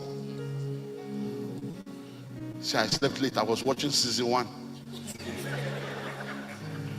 What kind of human being are this? 11, this shop. And people have been coming. After a while, you will now say it's village people. They came by 9, you are not there. They came by 10, you are not there. How can you be selling food and you are opening by 9? To sell food by 4, you will have woken up to cook. By 6, you should be there for the morning session. As people are going to come up with a special morning recipe. Maybe it's just sandwich and coffee for morning people. What kind of thing is this? You think money will just come and fall on your lap? Laziness. You'll now be looking for one man of God to come and anoint you for prosperity. Stop, don't do yourself. Which prosperity? Can I anoint you to be a pilot? Anoint you for prosperity. How? As how? Hello? You are learning trade. You are coming late. You are learning, no. It's already a sign of how you will be when you now start your diligence. I want to say diligence. I want to say diligence. Wealth without work is ungodly. Anywhere you see people that are wealthy without working, they are crooks and criminals. That's what's happening in Nigeria. Jobless people have money because they went into politics. And that has created a satanic mindset for you to think you can make money without working. It's a lie. Those things are not, you know that after they leave the position, nobody remembers them anymore. They can't even maintain what they have made. So let me tell you about be diligent. Because God is diligent. Jesus Christ said, my Father worketh it at all, and I walk. Walk is not a curse. So walk while it is day, for the night cometh when no man can walk. Yes, so another opportunity has come for you to be a landowner in Abuja. C of O, checked. R of O, checked. Approved layout, checked. Register survey, checked. Development, checked. Listen and listen well. The Genesis Estate Abuja is one of the hottest land you can ever be a part of right now. In Genesis Estate Abuja, we have almost 50 buildings that have already been developed that is awaiting you to come by and move in. And guess what? We've just signed an agreement to begin 500 housing units along with a government agency. So buying a land in Genesis Estate in Abuja is no more something you need to delay on. Genesis Estate is located behind Bingham University on the Yanya Kefi Express Road in Outer Balefi. All documents are intact, and with just 20 million naira, yes, you heard me right, with 20 million naira, you can own a plot of land within Genesis Estate. That 20 million covers for the land, it covers for your developmental levy, it covers for infrastructural due, it covers for all your documentation, no hidden fee, and guess what? We give you 90 days to make the payment. Only 70 plots available. Rush now and grab it. I'll see you in the new location. Hello out there. When the School of Money book was published and released in 2012, little did I know that it was going to become a global bestseller that would turn the lives of millions of people around.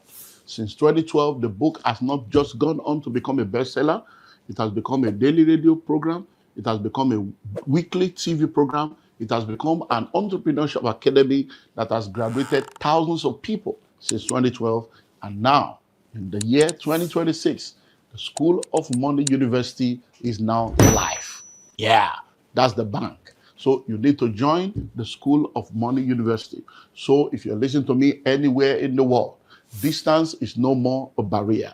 The School of Money University is a global virtual platform for anyone that wants to learn how to make, manage, and multiply their money. And it serves as a blueprint for raising a new breed of entrepreneurs. When you register and become a part of the School of Money University, you're going to enjoy access to everything I've written when it comes to wealth creation.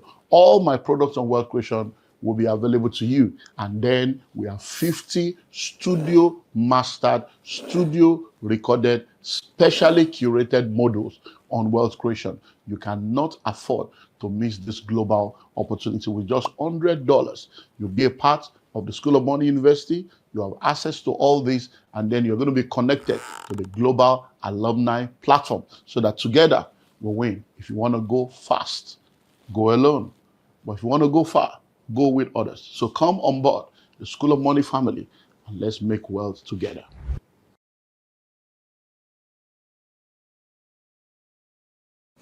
Hello out there. I know you probably heard that over 80% of businesses that are started fail within the first 5 years. But have you ever found out the reason why?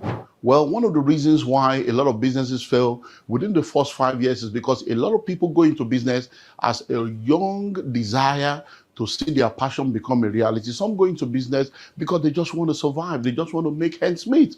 A lot of people go into business because they have technical skills and they want to turn their skills into business. But many of them do not realize that without business skills, you will not be able to do well in business. And that's why in 2012, we launched the Entrepreneurship Academy. The Entrepreneurship Academy was put together to raise a new breed of entrepreneurs and create a platform where interested individuals can come into a family, into a tribe where they are trained, they are equipped, and they are mentored to become world-class entrepreneurs.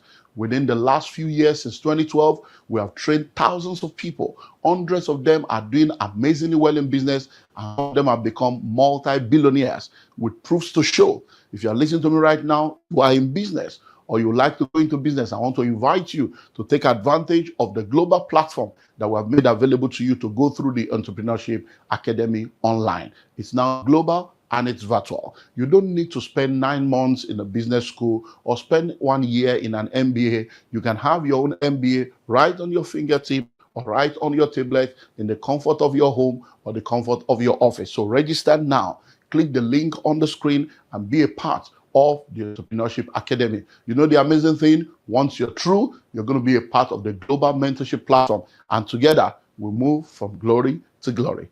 Welcome to the next chapter of your life. Have you heard of GREEB 2026? This is not a public training, it's a private room where serious-minded, intelligent, and intentional individuals, families, and organizations are coming together to learn what they need to learn in order to win where they need to win. There are things that people do in secret that makes them to shine in the home. And if you become a part of this room, then you'll be ready to shine in the world of real estate and become a major player. If you understand this message, you will know that this is for you. Join us now.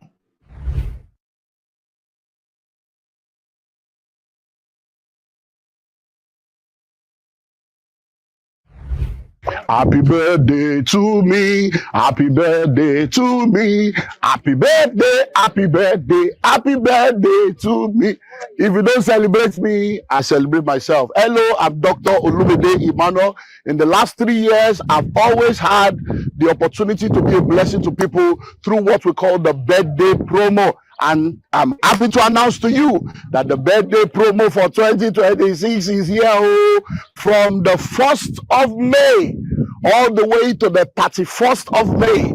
We're offering 50% discount on 2 of our locations. So if you want to be a part of this birthday promo, we have 55 plots in Madiba Countryside City, in Obafe Miwodi local government. See the layout, see the gatehouse, work is going. So, and then in Genesis Estate in Abuja. Oh yeah, Abuja, see Abuja. Oh.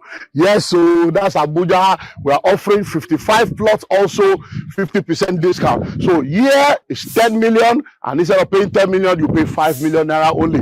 All inclusive. Oh, Abuja, 20 million. Instead of 20 million, you pay what? You pay only 10 million. The money covers for the land, it covers for all your documentation, it covers for developmental levy, no hidden fee. And guess what? If you plug in between now and the 31st of May, we'll give you 90 days to make payment. One more. Madiba palm tree farm. We have added the palm tree farm to the promo. 6 million per acre, 15 million per hectare. That one, let's do 100 plots. Happy birthday. Oh yeah, plug it, clock it.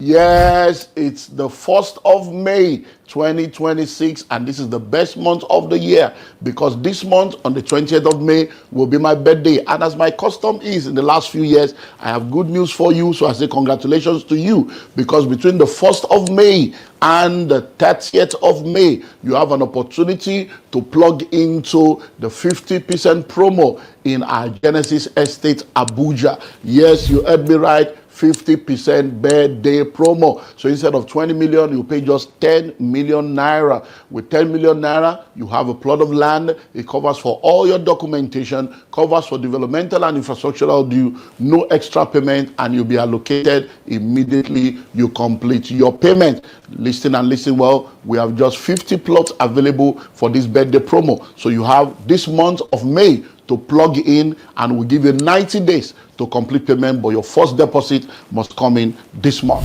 So, Genesis Estate, Outer Balefi, behind Bingham University, you have no reason not to plug in. Congrats in advance.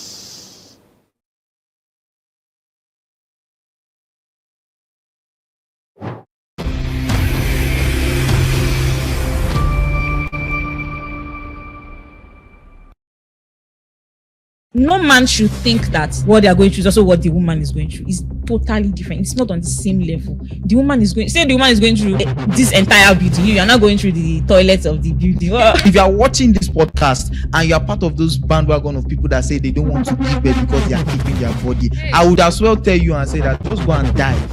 I've seen someone who said that she does not want to give birth to more than one child, and her reason is because of she cannot love her children equally. Now, to me, when I heard that, the moment we can take away our feeling and replace it with what is right, I think this world will be a better place. Ladies that say they don't want to give birth because of they want to keep their shape. See, there's nothing wrong. You are carrying childbearing and you are reducing it to making love, like to a sexual part. one part of it. Okay. A baby is going to be growing in your belly for 9 months, and don't even get me started on what happens after. What happens during, when you're giving birth? What happens after? There are some women that get pregnant, their body kills the pregnancy. But there are some ladies that when they love very deeply. There are some guys that when they love very deeply. No, you say you don't want to have children, but you want to have sex.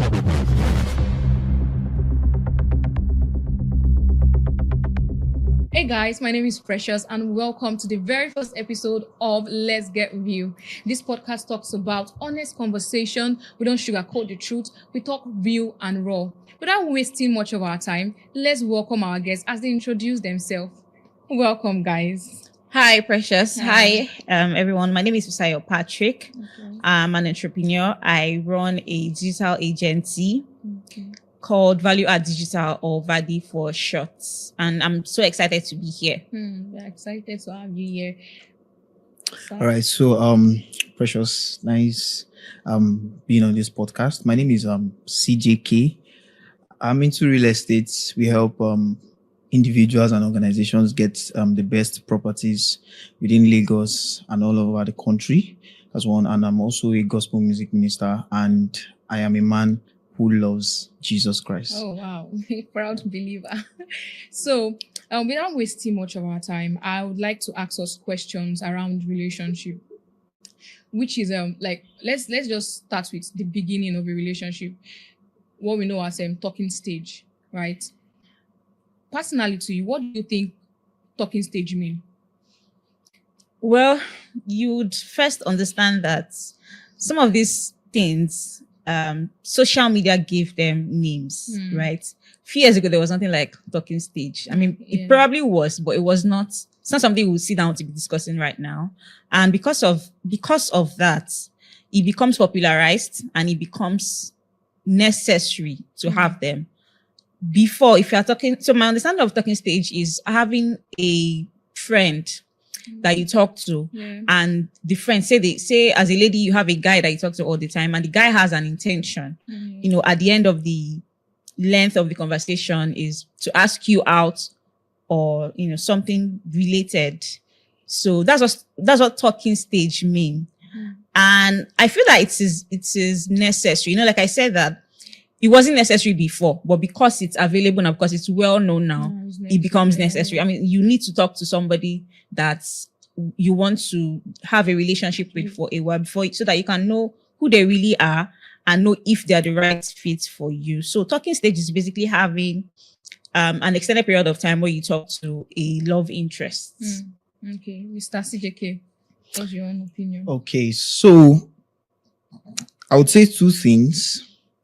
The first thing I would say is I would not want to pose a narrative that social media gave talking stage a name.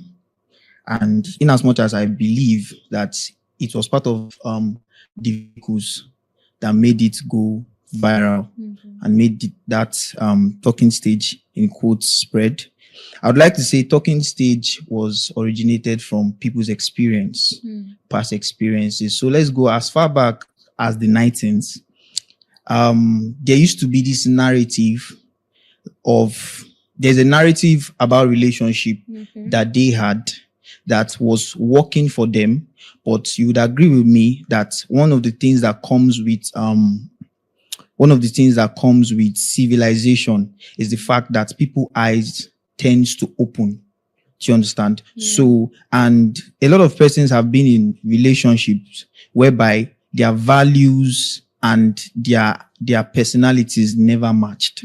So I think when people figured that the reason why they were entering into relationships undefined was due to there was never a time where they had time or they sat down to actually know themselves. Do you understand? Where they actually sat down to figure out why are we going into this relationship? Because it is said that when the purpose of a thing is not defined, they said abuse is inevitable. So for that narrative called talking stage, that for me, I feel is where that originated from. That's number one. So defining talking stage, I would say talking stage is that level whereby both parties to understand what it is they are trying to build.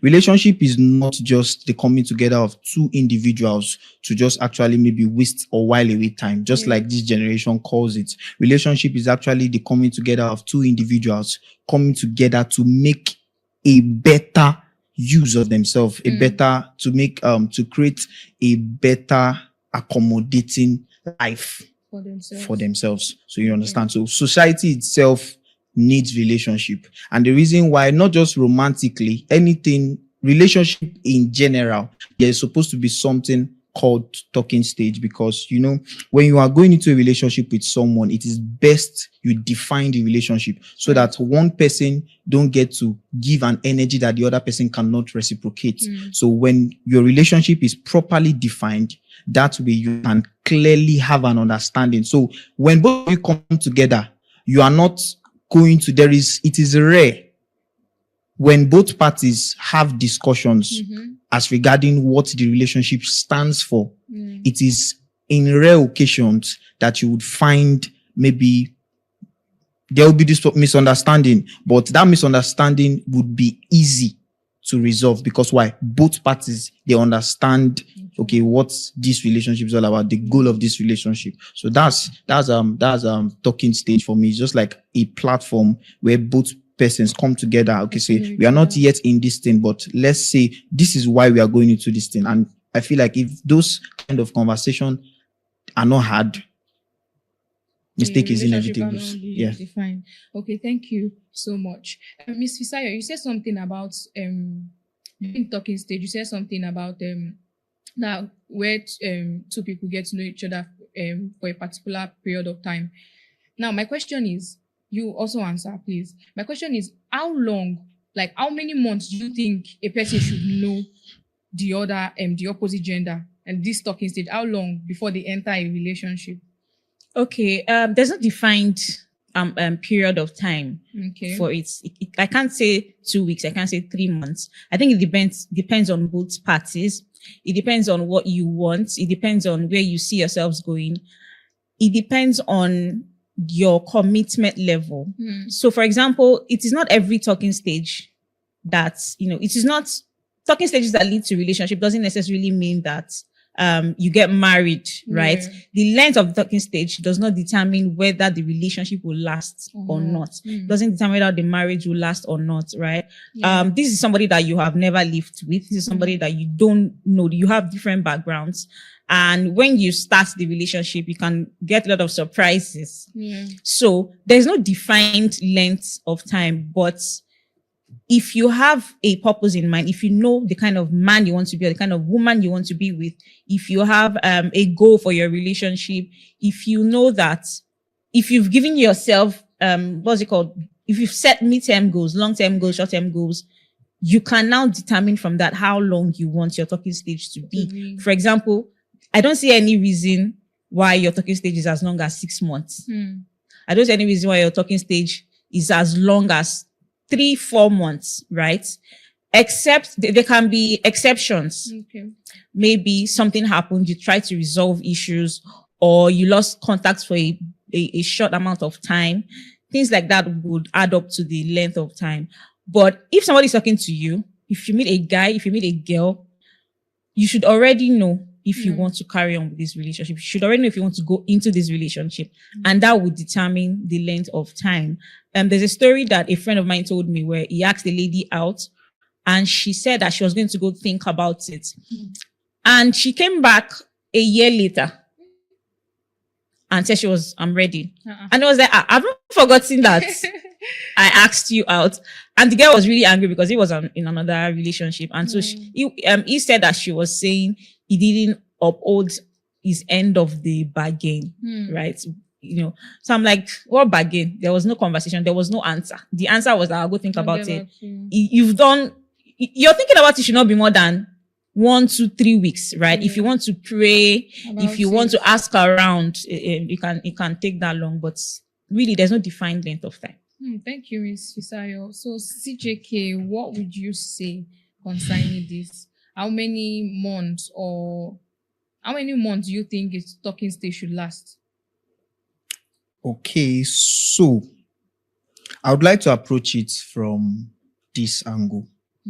So I believe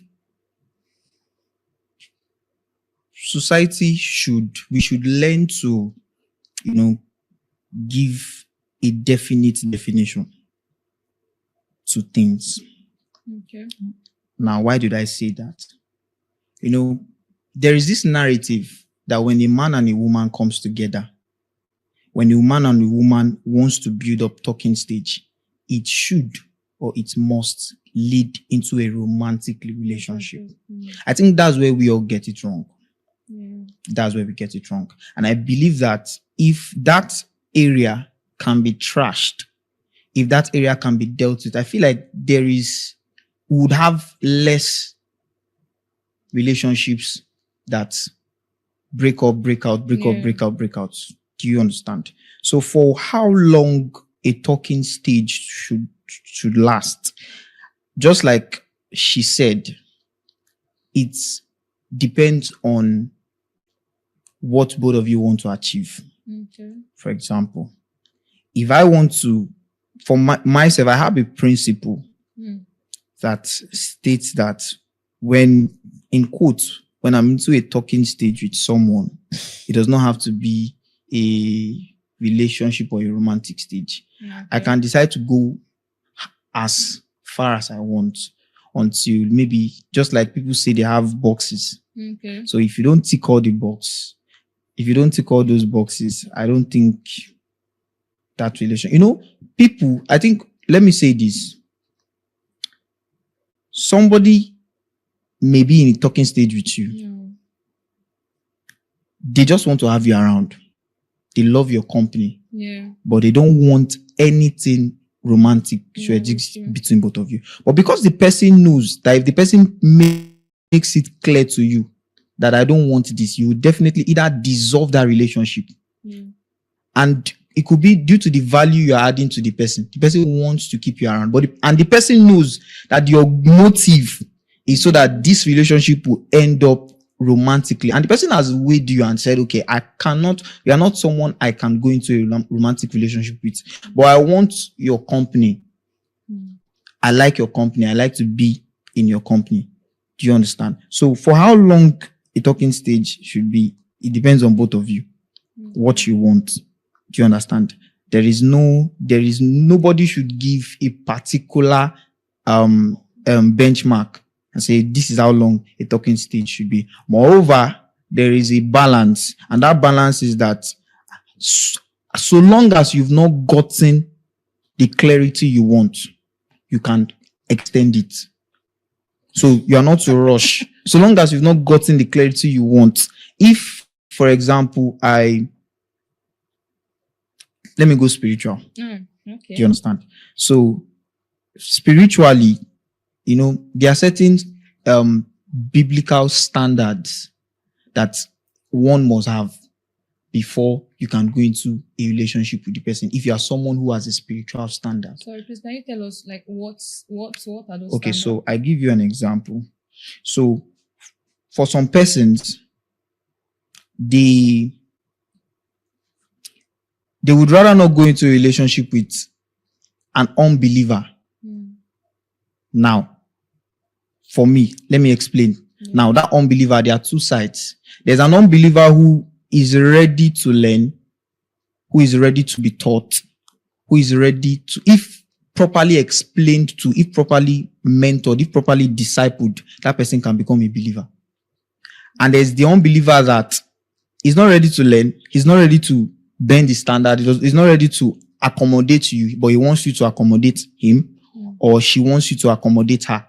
Do you understand? So that kind of unbeliever, 2-3 weeks, you already know that this kind of person, we should not even be talking about anything relationship. We should not even be unequally yoked. We should not be yoked together. But that unbeliever who, in quote, has not received the Holy Ghost, who has not accepted Jesus verbally as his Lord and his personal Savior, but you know that this person is willing to, okay, when it's time for this activity,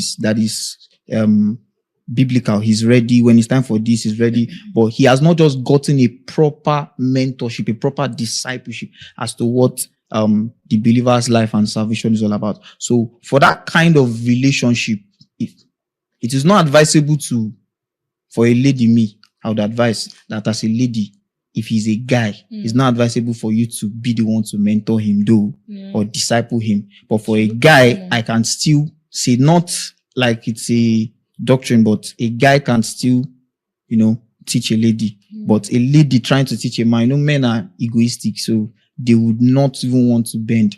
Do you get? So for that kind of relationship, using this context, I feel like you can take as much time as you want. But if you are somebody that you don't care, I disagree. Yeah. Okay. There's no problem. Let's have it. I have a few things that I disagree. Everything you said really makes a lot of sense. I love the spiritual angle, and it's right.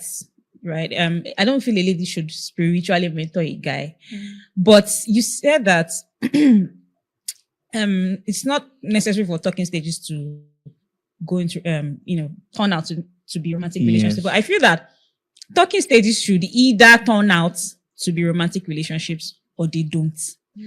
I don't see any reason why a talking stage should be because you want to keep me around. That's no longer a talking stage. That's just friendship between a man and a woman.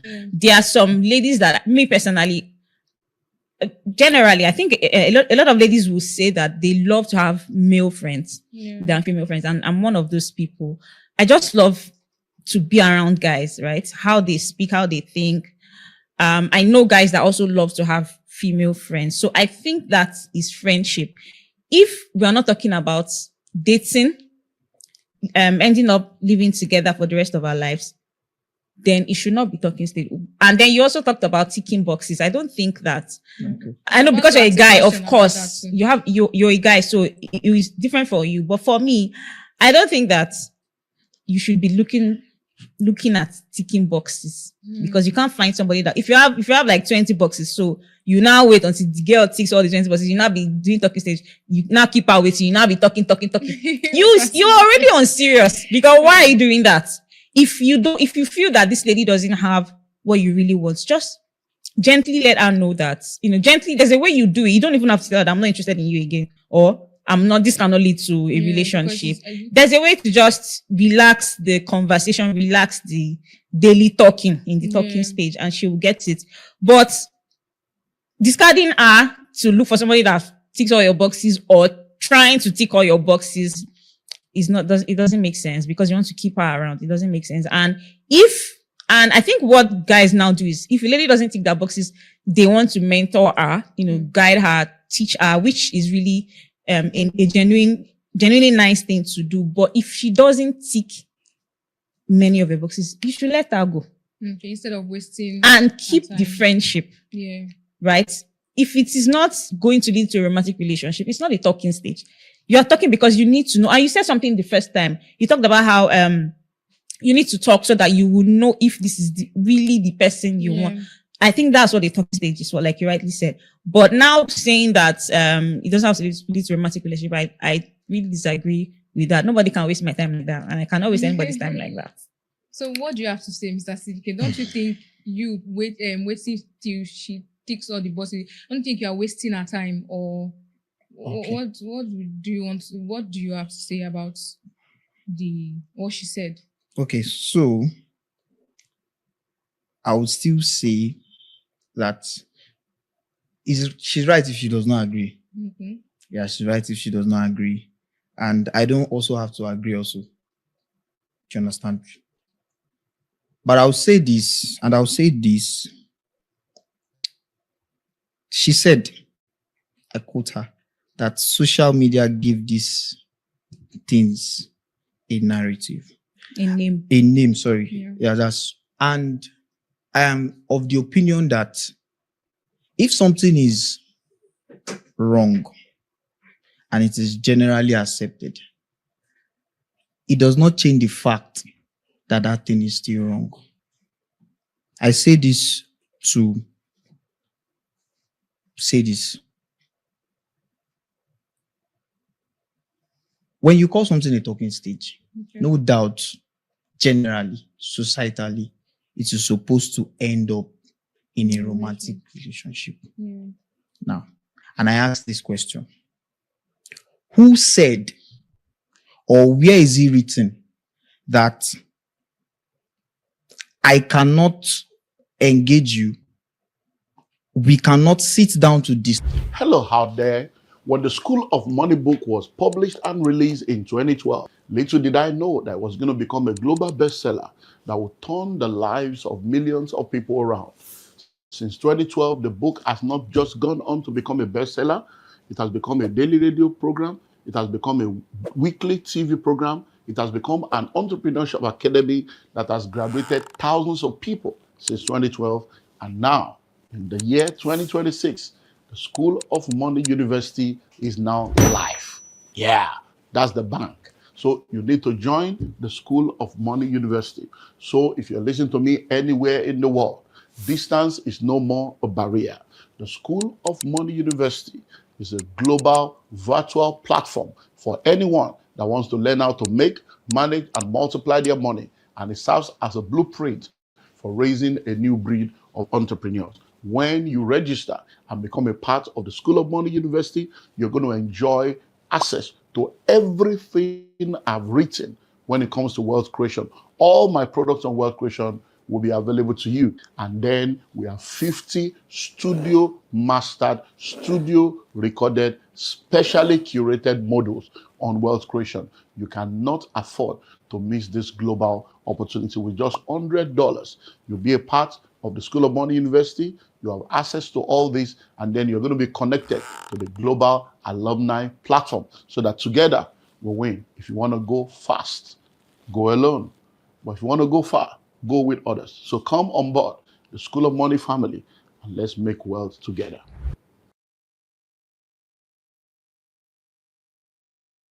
Discuss when we want to call ourselves friends, to know if our values are the same, if our standards are the same, if our personalities are alike.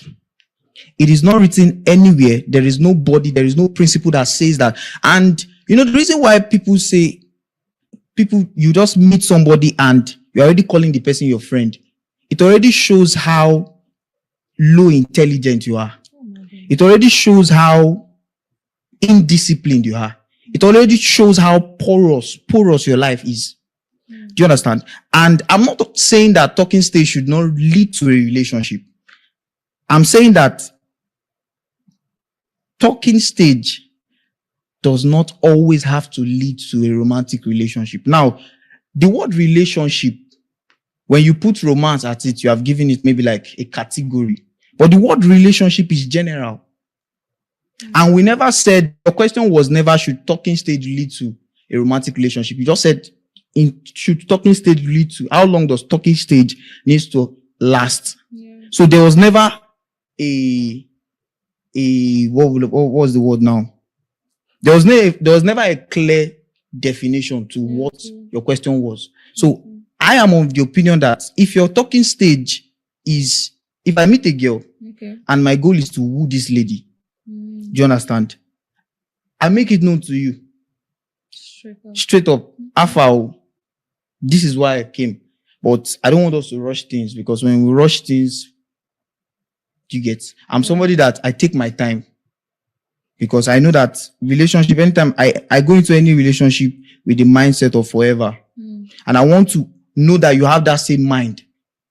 Do you get? Okay. So that if that's why you want to extend the talking stage. No, I don't necessarily have to extend the talking stage. Okay. The talking stage does not necessarily, I'm not even of the opinion that any guy that should keep you on a talking stage above 3 months, you should already know that this guy is not serious. Do you understand? I'm only saying that you guys should, until you are cleared, because now you guys don't know each other. Yeah. You are not raised by the same parents. He has a different value, I have a different value. So if I can see that, okay, this person, I can cohabit with this person, 2 weeks, 3 weeks, but make sure you are, my emphasis is on make sure that you are clear. It does not necessarily, I'm not even in support of him ticking all your boxes, but just make sure that you, who is going to tell this person yes, or that you who is going to woo this person, to become your companion or to become your partner, make sure you are cleared, because the society we are today, nobody is paying attention to you. Even I have friends that I would, the moment my female friends goes into a relationship, I limit my conversation with you. I limit the amount of time spent together, because why? You are accountable to somebody now. Do you understand? So don't bring upon yourself a burden that you cannot be able to bear. That is my emphasis. A lot of ladies, a lot of women have gone into relationships. Oh, is this, is that? And only to find out that that guy was opposite, the lady was opposite of whom they expected. But you know, when you go into a relationship, most of the times, a lot of people are managing those they call boyfriends and girlfriends. And some guys now, what guys now do is that they'll keep you around while they are misbehaving with other people. Yes. They will keep you around. Yeah, ladies do that too. Yes, ladies do that too. So why waste my time? Why would I waste my time going after other people when I can as well take my time, get what I want, stay there, build, get married, do what I want? Now, I'm not saying that life would not throw its own challenges at you, but it's better that my dad used to say something that prepare for life, because life is always preparing for you. So prepare for life, because life is going to always prepare for you. So whether he ticks all your boxes, whether you are keeping him for long, just make sure you are clear, because nobody, and I repeat, there is nobody on this earth that cares about you. Even the guy you are going into a relationship with. He cannot love you. I don't think that's he cannot love you more than the way you should love yourself. So I feel like you should prioritize yourself first when going to a relationship. Now, when you guys now meet, then but make sure you're clear. That's not really an interesting outlook on life, right? Okay. And I totally get what you mean. Nobody's coming to save you. Nobody cares about you more than themselves, right? You are here now. We are friends, but that doesn't mean that I like you more than myself. Do you understand? But you still need to know that there are people that care about you regardless. Yes. That's true. So if you are going to a relationship with someone, don't have the belief that the person doesn't care about you as much as. There are some ladies that when they love very deeply. There are some guys that when they love very deeply. That's true. So if you keep thinking that nobody loves you more than you love yourself, it affects the relationship. It affects your behavior in the relationship. It affects how you treat the person. And what I really want to now say is, so you said it is very important to be clear. That's so true, right? But that doesn't mean that you will still not see surprises in the relationship. That's definitely. But what if it took you 6 months to be clear? The person that you now got cleared about is not like, me, I cannot wait again. Okay. Which is why it has to be clear.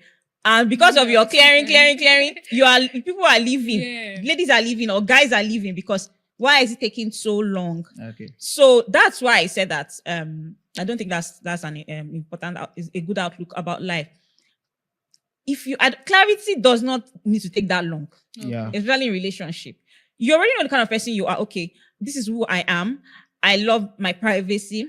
I'm an introvert. I love to take my time before I make decisions. So you're looking for somebody that will complement that for you. If you meet somebody that is the opposite, sometimes the opposite of that person can even work for this kind of person that you are. Sometimes it's the exact same person that works for you. But you will know in the conversations, you will know in your interactions, right? But your clarity should not take so long that they're now, you understand what I mean? People are now leaving and you keep restarting talking stage, you keep restarting friendship, you keep restarting relationships up and down. If you already know who you are and you already know what you want, when you see what you want, you know. You know. Even if the person at the beginning of the talking stage is not really into it, is not really all that. But you know that this person has the characters you want, this person has the traits you want. And some guys even are nice enough to help ladies discover themselves, that part of themselves, right? There's some guys that they will meet a lady who is uncultured, a lady who is rude, a lady who, and they can identify that, okay, she's dealing with trauma, and they help her get better. Do you understand? Because you yourself know what you want, and you have seen it in this lady, and you know that this is what this lady needs so that we can work well. I think that's all you need. Okay, thank you so much. So we're going to delve deeper now. Our. So we're not this We're deep. leaving. No, we are leaving talking stage now. We want to enter. So there's this question I'm meaning to ask, but I'm just going to ask the question first, then I'm going to ask you other questions. Does living a relationship for peace makes you selfish or responsible? Now, before you answer that question, I just want to know: do you guys have an ex? I do. Do you have an ex? Mr. CJK, That do you have question an is ex? gaslighting. Gaslighting. Okay, no. You have an ex. I should. You say you should. Oh my God, that means you forgot about that first. That's really bad. I should. So, what why did you guys break up? Okay. Why did I break up with my ex? Well, the relationship started really nice, right? I didn't want the relationship because of this. I didn't want the relationship, but he was very consistent, you understand? And he was doing some things that I considered very nice, like very kind, kindness, always. So I said, oh yeah, let's give it a shot. Let's see where it goes. And I did. And it went on like that. But after a while, thank God that we spent that length of time in the relationship. How many we were years? able to, it was a year. Okay. So we were able to see differences. So I don't like men that are too emotional. Men that are too emotional, like I called you didn't pick, he's all over the place, he cannot eat, he cannot sleep. So I like men that are concerned, right? So there's a balance. There's those that are too emotional, those that are not emotional at all. That one is very bad. But those that they know how to, they have emotions, but they are keeping it in check. So they've called you many times, you have not picked. They did not call your mother, they did not call your daddy, they did not call your pastor, they did not call your friends. They've left you messages just so when you come back online, you can see that they've called. That's how I like it to be. So, but the person I was with was pretty emotional, and he told me that he's emotional. This is how he is. And I thought I could manage, but after a while, after a long time, I thought I was too much. It was really too much. And there were other things apart from that. There were a lot of there was this, so something happened in his family and he had to take charge of things. But it really affected us because I wanted us to focus on the journey, focus on the future. But he was held back by family, held back by duties and stuff like that. So it wasn't really going very well. It wasn't going the well. communication was now less or less. My ex was. That was why I said I went for it because of the qualities that I saw. He was somebody that communicated. Then that was another problem. I don't like too much communication. Right? Always calling, always checking. Every hour you're checking on me. Every hour. I beg. I'm busy. I'm a creative. I need time to work. I need time to think. I need to do deep work. So we agreed that okay, let's talk in the morning, first thing in the morning after our devotion. Let's talk for a long time, and then let's just do a short check-in in the afternoon, just a WhatsApp chat, and then in the night another long time. But it was somebody that wanted to talk all the time, so it wasn't working. So eventually I had to break it up because it was hurting. It was hurting. And I now felt like the one that didn't have emotions, the one that didn't care, because if you come here, I know they'd pick that kind of thing. So I just knew I had to let it go so that he could meet another lady who wanted that. So sorry. Now that you're saying this, you said something about when you wanted to enter the relationship, you just wanted to enter because you saw some qualities in him. Did you really love him before? Because if you love someone, I think people say if you love someone, you have to like. Yes. Did you love him? So yes, I did. Right, but there's some things that would happen that they will squeeze the love out of you. Like, where you're squeezing your clothes. Yes. They'll squeeze the love out of you. And I realized that the hurt was more than the love. The pain was more than the love. This guy has come again. I can't deal with this. It was getting too much. More than the love. So I knew that it was time to end it. Okay, Mr. CJK. I'm curious to hear about you. That's your what made you guys break up? So let me think. Do I have ex? Hey, Jesus, I see that girl. I do. So So the reason why I said if I had the ex was because I think the relationship was not serious. How did you say so? Yes, the relationship was not serious because I think I know better now Hmm. than I knew then. So then, I think that was like far back when I was in secondary school. I think that was the last time. Secondary school. Yes, when I was You secondary were dating school. in secondary So school. that did you consider that as a relationship? So no. You were dating secondary So school. I dated the person while I was in SS3. No. Okay. So it was our relationship lasted SS3 till I entered uni. Okay. So why I said the relationship was not serious was because of how we started. So that's another story Yeah. for another time. So the question, or the main question I want you guys to Yes. answer is: does living a relationship for peace makes you selfish or responsible? Okay. So I would answer two ways. Number one, it is best to live when you find out that it is draining. So communication is meant to do two things. It's meant to impact you as well as it is impacting the other person. Number one. And number two, communication is supposed to be both sides. So one person should not be giving more than the other person. Yeah. Yes. And I feel like when something is imbalanced, if both of you have not come to the agreement whereby you are now saying, okay, this thing is imbalanced, let's try and make it balanced, it cannot work. So I think in that situation, it is best to leave because of peace.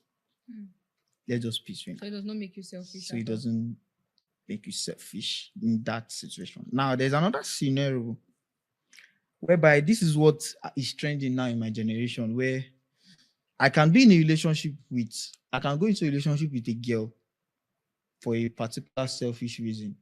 Once I get that reason, I check out. So, for example, I would just be raw since we are on Let's Get Real podcast. Yes, be raw, please, be raw. Okay, so I had this friend of mine while I was in school. That's uni. So this guy, he was a believer in quotes. And this guy is always, he always has this adventure in his head that when I would date, when I would go into a relationship. And I was a very serious-minded person. Although not serious, but I was, there are some conversations I don't have. Yeah. There are some things I don't dabble into. Not because I don't want, not because I can't, but because I don't want to. So when the guy is around me, he's always telling me, it's not do my babe, when I'm doing my babe. So unknowingly to us that the guy was dating.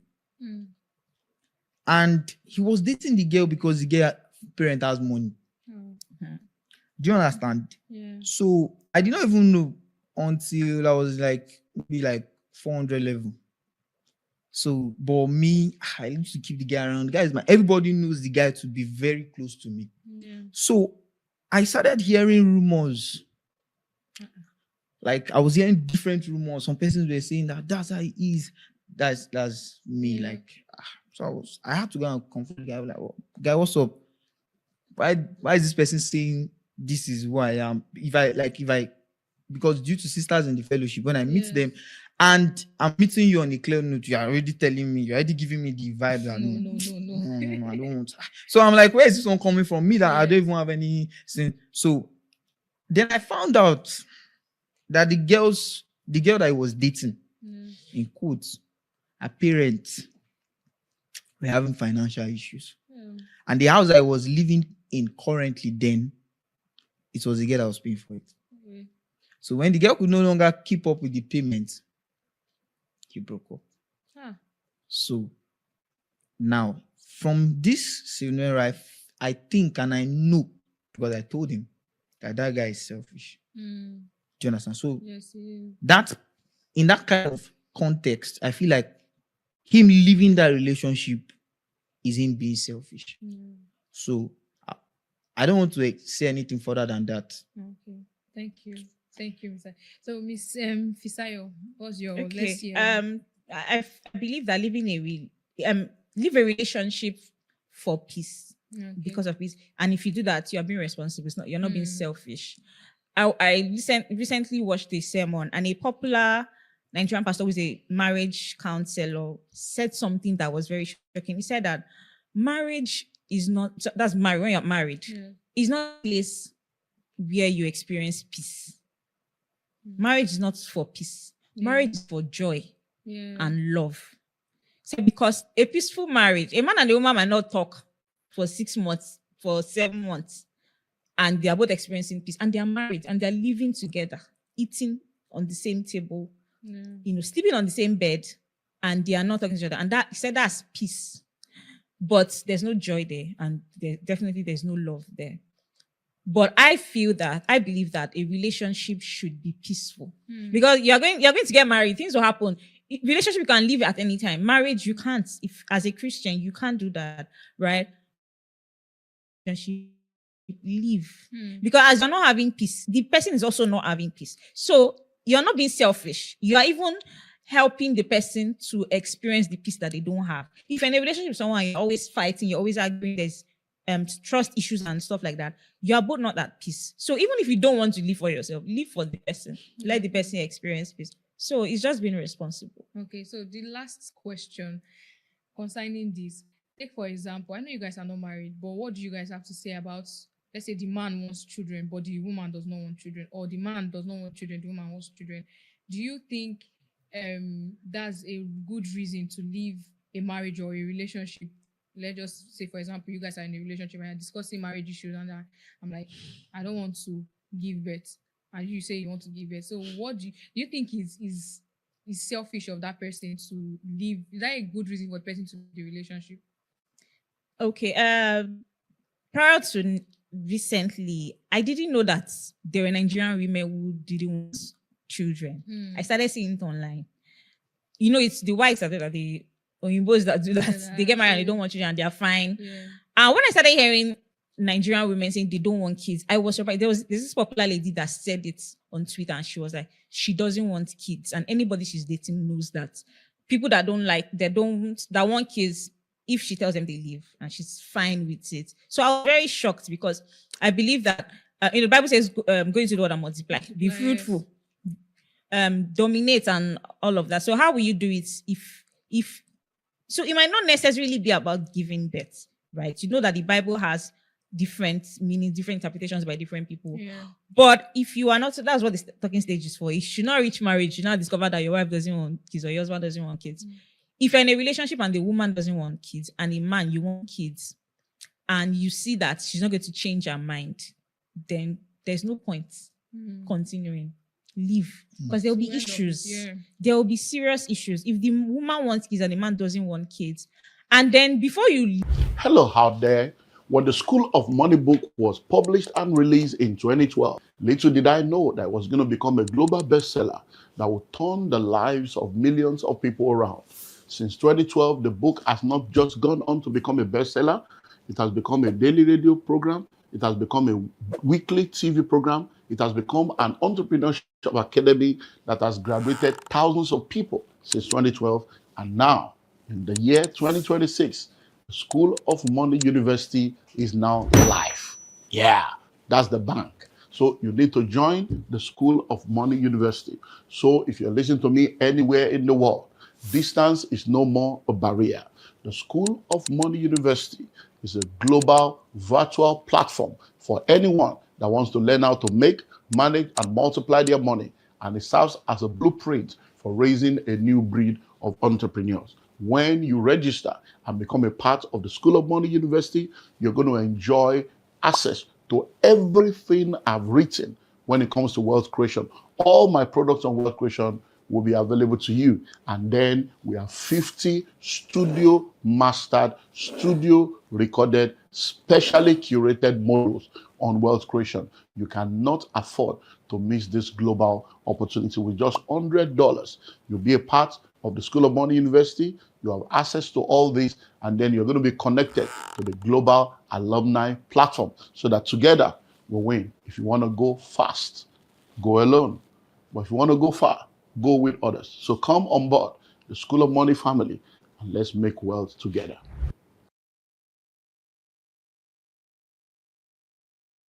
Leave just disappear like that. You need to now probe, ask questions. Why would a man say he doesn't want kids? Maybe he has kids from a previous relationship or a previous marriage. Maybe he had trauma, extreme trauma. There's something they call ACE, adverse childhood experience, where adults leave out things that were caused by a child during childhood. So you need to find out why the man is saying he doesn't want a child, why the woman is saying doesn't want a child. Some women have said that, their mother died while giving birth to their last born, their sister died while giving birth, their friend died while giving birth, so they don't want to give birth. If that's the reason, then there can be, that's not, if that thing is taken away, the woman would want a child. So then you need to seek help. You need to, with her, seek help. If you are really serious about being with her, therapists, counselors, spiritual leaders, let people pray, ask, it's trauma. Trauma induced, take it away. If it's the man, is that. But if it's that the woman cannot give birth because of a past, and she came out clean and told you this is why she can't give birth, then this is why she can't give birth. And because she knows she can't give birth, she doesn't want children. Let her know, okay, there's adoption. We can do adoption. There's surrogacy. There are different ways to have children now. But just don't, if they're adamant about it, I don't think it's necessary to go forward. Thank you so much. Mr. CJK, just help us round up. Let me just know your own opinion. Just Okay. Few seconds to explain. So first of all, one wants a child, one wants children, and the other person does not want. Like, who doesn't want children? People. Wow. So I would say, first of all, the lady or the man that does not want children is not selfish. The man or the woman that wants children is also not selfish. So, and I would say further that for a lady to get to the extent where she would say she does not, I'm not talking about those, that, and we should always, this is our generation, and we should sometimes, when there's something called psychology, when you see something that somebody says, drop your phone and process it before you just open your mouth and say you don't want it. Because sometimes we live people's experience. Sometimes we live other people's life. And we defend it as though it's our life. When we come in contact with proper clarity, sometimes it might be too late before we now realize that we're actually not living the life that we want.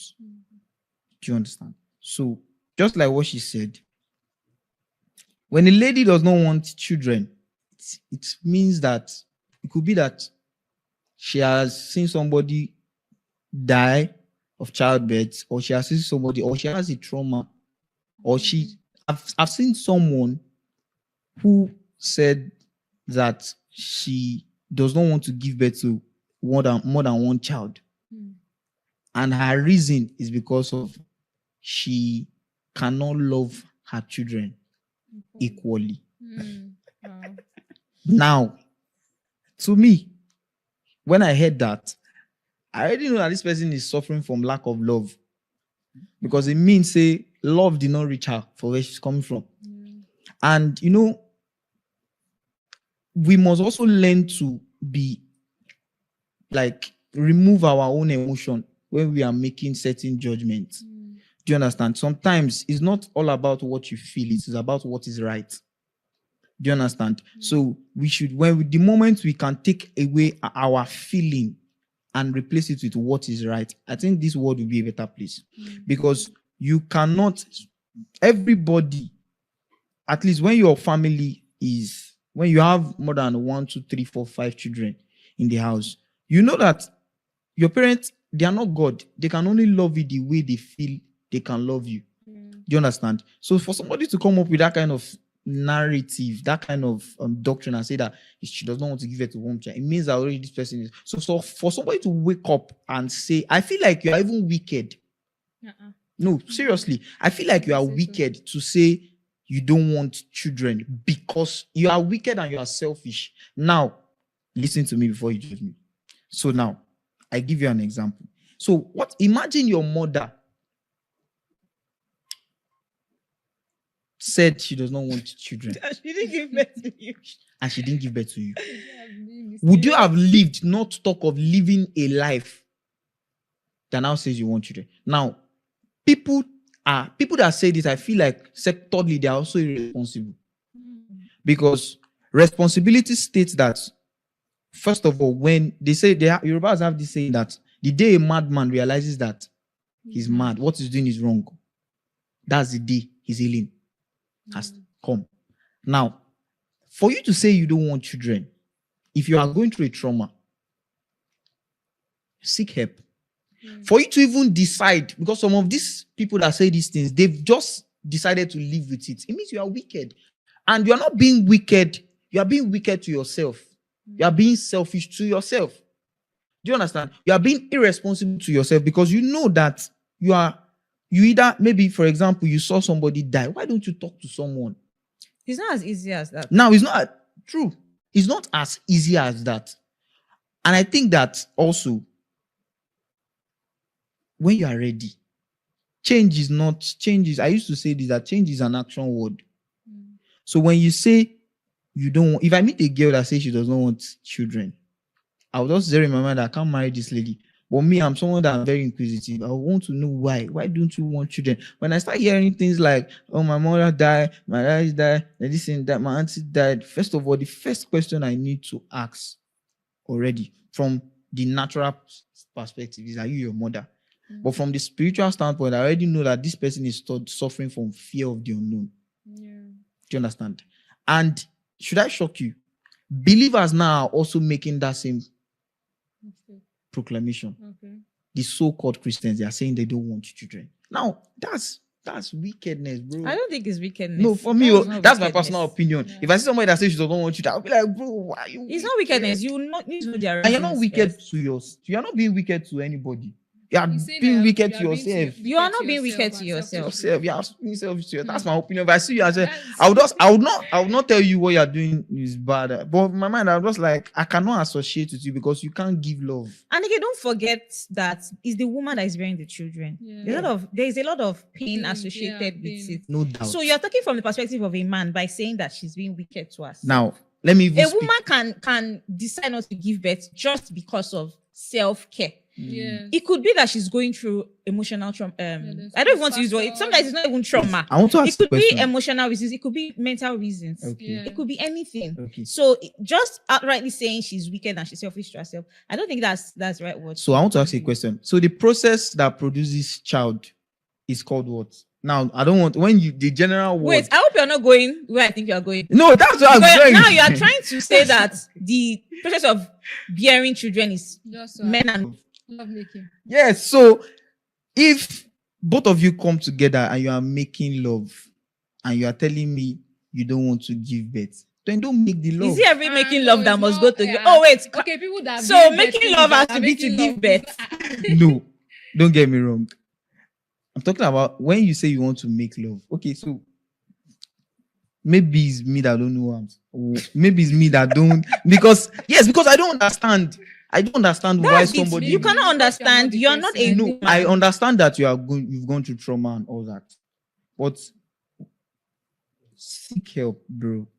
Seek help. What if it's not trauma? What if it's just a decision? It is even worse when you say you don't want to give birth because of you are keeping your body, bro. That body. No, I've seen ladies that say they don't want to give birth because of they want to keep their shape. See, there's your shape, bro. Wrong. See, let me tell you something. If you are watching this podcast and you are part of those bandwagon of people that say they don't want to give birth because they are keeping their body, I would as well tell you and say that just go and die. No, that's fake. No, that's true because this body you are keeping, One day, hope you know that one day, one thing can happen to that same body you are keeping. And that thing should come. But that for should them, come. they don't want it to be child. See me, I don't want to talk because before you guys will drag me. They don't But want it to be I'm just saying, childbirth. I don't mean What to I think judge. must don't mean to happen say is that anything. you must let the person that you are with know. No. So Or you are going to be with know that this, you're not giving birth. Who- And this is why. who are If you- you don't say that, if you keep quiet Okay. until it's time, that's when you can say the person is selfish or wicked. okay. So But that decision, just having that decision does not mean somebody. me, I'm still saying it. Whether you drag me or not. We will drag you on this one because Whether you you are drag talking me- like a man. Whether you And- drag me or not, see, there's nothing like, see, I'm not even speaking because of I'm a man now. Some guys are still there that are very, very, very, very insensitive to say that you don't want a child. Now, if you can reduce number, no wala. But saying that you don't want to reciprocate the love that has been given. See, bro, your parent loved you. That's why they brought you to this world. You should be able to love another person to bring the person to this world. Now, giving birth Disagree. is not giving birth. Okay. Giving birth to children is not. How, bro? You should give birth, bro. Give birth, bro. If I'm your friend and I hear you say you don't want to give birth, bro, I would not say anything to you, but I'll make sure I will do everything in my power that you are disciplined. Discipline. Yes, you are disciplined. Because now what she's saying that like the lady that she mentioned that came on internet and said And she's a Christian. And she's a Christian. Mhm. Now, do you know why I said the person is responsible is because of you've admitted that there's a problem. For you to be able to talk to somebody and say that, oh, I don't want this, you have to give reasons. Yeah. Abi? You cannot be telling me you don't want children and you just say, and I ask you why, and like, no, I don't just want children. You would give me That can- reason and that's say, good enough okay, reason, you because give I me, don't you don't That- just want you children. think That's a good enough Okay, reason. when someone say, You don't just why want don't children. You want children? Just say, So because I don't let me want now say that. Let me now come from the guy man aspect and I meet a lady and I say, tell the lady, I don't want to make money. It's not the same thing. No, it's not the same thing, but It's you not know, the same for thing men, at all. It's totally different. but you know, for Because men, men and women can make money. that's true. Yeah. Men cannot have children. Mm. Yes. And this concept So of child If a man tells you he doesn't want to have sex, if man says he doesn't want you to say have, you there are don't. men that say they don't want to have You say sex you don't now. want to have children, Mm. but you want to have sex. That's why we were saying that have But that you know that sex is conversation not at the just beginning. For For childbirth. It's That also I'm for not what saying. makes I'm not saying. satisfaction, just, build intimacy in the relationship. Yes, Okay, yes. and all. satisfaction. So okay, satisfaction. As long as it's within the confines of marriage. Wow. Yeah. So now you get married to somebody.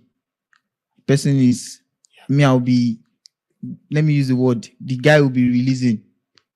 Do you know He's the problem? depositing. Imagine Wait, you are do you know the depositing problem and that you're not withdrawing. I'm What are with you you now? telling me? God. You are carrying childbearing and you are reducing it to making love, like to a Yeah, sexual, yeah. the sexual part. That's just one part of it. Okay. A baby is going to be growing in your belly for 9 months. And don't even get me started on what When you happens give birth. after. What happens during when you are giving birth? What happens after? So There are some women that get pregnant. Their body kills the pregnancy. There are some women that they Yes. get pregnant.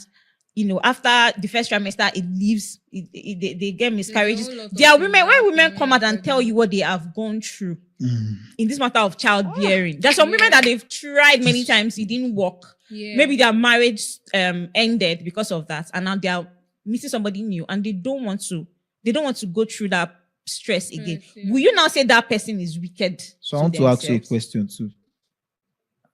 Do you think that when a woman is pregnant, it affects only her? Hey, see, don't bring it up. This is Look, the it topic affects that you. I feel got like it affects somebody Because you to are be talking now. dragged You are talking on now. Twitter. You are talking now. I don't care. Me, I don't care though.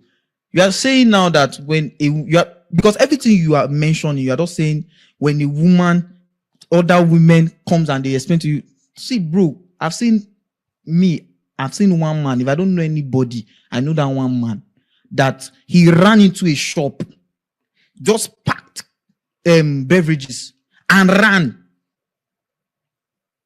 because Yes, I saw so a matured man was crying. Make person who don't reach like 40 years, make it a cry. You see men, I've seen men that are old enough to even give birth to me. I've seen them like they cry like this. They'll be asking you childbirth or childbirth, the responsibility because you mentioned two things. You mentioned childbirth and what comes after. Yeah. Do you understand me? So let's not create a society whereby women are feeling as though I'm not watering down giving I know birth. you're not watering Giving down, birth is right. a very, very, but don't also paint a picture that states that men are not also. The thing is, what we need to understand is the woman carrying the child is going through something, right? Yeah. The man also is going through also something. But where we will have problem is when you now begin to put it side by side. The men are going through a lot, and honestly, we don't talk about what men go through too. Yeah. We always focus about women. The men are going through so much, especially being the head of the home, being the caregiver during that period, being the one who will need to provide security, finances, and all of that. Men are going through stuff.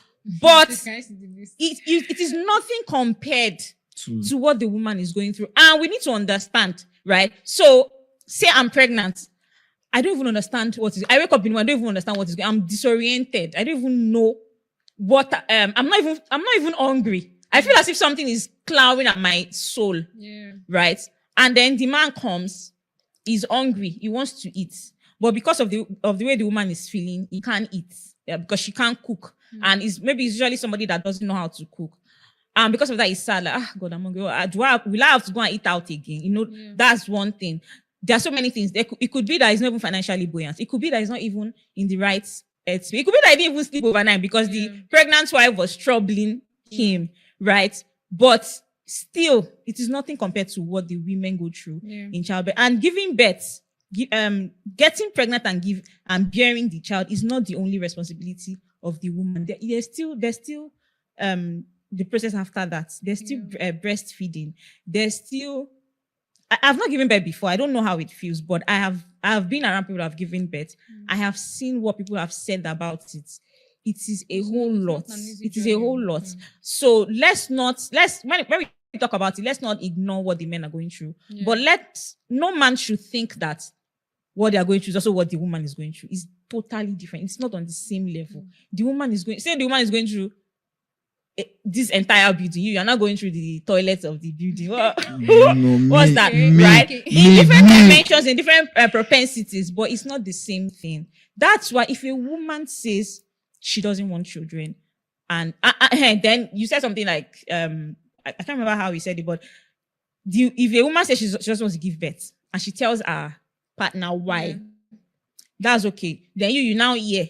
You are not angry. Why would she say she's not going to give me? What's your freaking business? I will not get angry, and she will not come and be explaining partners. to you why. Because she doesn't owe you any explanation. She owes her partner and the people that really love her an explanation. No. If I'm talking from if I'm the partner. If you really love her, you will want to find out why. See, let me tell you. I'll definitely find out why. If I find out why, see, I don't need to lie to myself. We cannot work out. I love you so much. If you find out why, you still will not work out. If I find out why, and of course, I'll try to, assist. There are some women that when you are even trying to help them, it's even like, it's my life. So when I find you, but if you are a woman that I know that, okay, you make yourself really vulnerable to the point that, okay, we can work this thing out. Okay, I can still tell you, okay, don't worry. We can work it out together. No, this thing there. But when I find out that, because I've not met, let me not use the word I've met, but from stories that both my guys, people have told me, there are women that they don't even want to embrace that change. Their own is that date me the way I am. Marry me the way I am. And it does not work that way. It does not work that way because you brought your predicament. Predicament. Yes, that's a predicament. You brought your predicament to the table. It's not a predicament. It's a choice. How is it a predicament? Because you don't want to give birth. See. Let me tell you. Who in her right senses, who in his right senses would say he does not want to give birth? See, you are being cultural. That's the issue. You are being cultural. What is culture? Let us define culture. You are talking based on your belief. your values, your mindset, your environment. If you grew up abroad, you will not be saying this. If you grew up in America, for example, and women are telling you they don't want to give birth, it is either you agree or you disagree. You cannot say a woman that doesn't want to give birth. Why would a woman say she doesn't want to give birth? It's culture. It's Nigerian tradition that's making you say that. Madam, Your I want to ask you tradition one that's question. making I you want to say ask you a that. question. You know, when we started this podcast, I said something. I said that because something is generally accepted, because something wrong is generally accepted, does not mean it's right. You need to know if it's even wrong or not Calm before down, you calm make down. that conclusion. So now, if we want to know whether it's wrong or right, I think we should go back to the Holy Book that started this whole pilgrimage stuff that we are in now. And I don't want you to come and start saying when Bible said that you should increase, multiply, and replenish. It was not only talking about childbirth. It was not only talking about childbirth. I know that's the angle they want to go, but I want you to also understand that God does not do a business and lose. One, God does not make an investment and he does not get a return. If God never wanted part of your job description to be childbearing, he would not put those organs responsible for that particular adventure. He would not put it in you. Same thing if he did not want a man to be responsible for putting in baby or child inside of you, he would not put that It was not. male organ. The Bible never said he puts it there because so that will give birth. Wait, When the Bible said that it was not good for man to be alone, he created a woman because he wanted them to have relationship, right? And That's that true. includes sexual relationship. Okay. So, and you've heard many times that sex within the confines of marriage is pleasing to God. Okay. So God puts it there, I believe, Okay. for us to have pleasure with our partners, not for us to bear children alone. Alone. I like that word. Thank God you use that alone. Now, me and you are on the same page. We're not on the same page. Because so we are on the same page because I'm not disagreeing that I'm not saying that childbearing is the only thing a woman should do. I'm only coming from the angle that says that if I'm playing my full role and you choose not to play your full role, it means that either one of us is selfish. Now, I'm not talking about that person that went through trauma and is willing to work things out. I'm talking about that person that is adamant, that is saying, this is who I am. Marry me like that, take me like that. Bro, you're not even considering me. Your own partner. Yeah, I know that you're talking like that. Yes, I know that you're going to say it. I'm an Igbo man. I'm not just an Igbo you man. need a lot of children to help you work on your farm. No. I don't need a lot of children to help me work on my farm. Okay. Do you understand? Okay, you need a lot of I don't children need a to lot run your of children. I'm not company. even talking about gender now. Okay. It is, there is a joy, and you cannot tell me women don't have that same joy when you can see. I think I met somebody that explained love to me in a very sweet way. God bless that person, wherever she is. She said, when a man and a woman meet themselves, they fall in love. When they meet themselves, when they get married, they make love. Yeah. The love they make goes from feeling to becoming tangible. That's the children they now see. Okay, thank you so much. Do you understand? Now, have you heard women? Now you're a woman. You might have not given birth before, but have you seen that there's a special kind of love a woman has for her children, and she has a now more special kind of love for her husband when her husband loves her, loves the children. Yeah. I'm not trying to be biased here. I'm not fighting women. I'm not saying Okay, you cannot. women. I'm not saying you what cannot. about women that cannot give birth? See now you're already taking this. Now you are No, not. you have telling me said that childbirth is the tangibility of love. So what about women that cannot? I did not say it. I said somebody. You said you love it explained beautifully, it, now and you I loved appreciated it. the So now, if they don't give birth, does that mean that their love has not become tangible? Does that mean that because the woman does not have children to love. The man also does not have children Now, to love, so that the so- woman will love her specially. Does that mean that now, their marriage is not? I never said that your child, you need a child for your love to be tangible. Now, even if you want to say the word tangible, now I want to ask you a question. How else can your love be tangible? Because tangibility talks about something physical that you can feel. I'm not talking about something emotional now, something physical, something tangible, something I can hold, something I can see. Like a baby. Like a If you say so, like a Hey, baby. Igbo man. If you say so, like a baby. Now, shout out to all the women out there. I now love you're you so shouting much. at No. me. Shout out to all the women Shout out out there. to all the But not women, shout whether out to you those want kids women. or Shout not. out to those Whether you not want to kids or those not, women shout out. that want kids. Now, if you said something, what about those women that cannot give birth?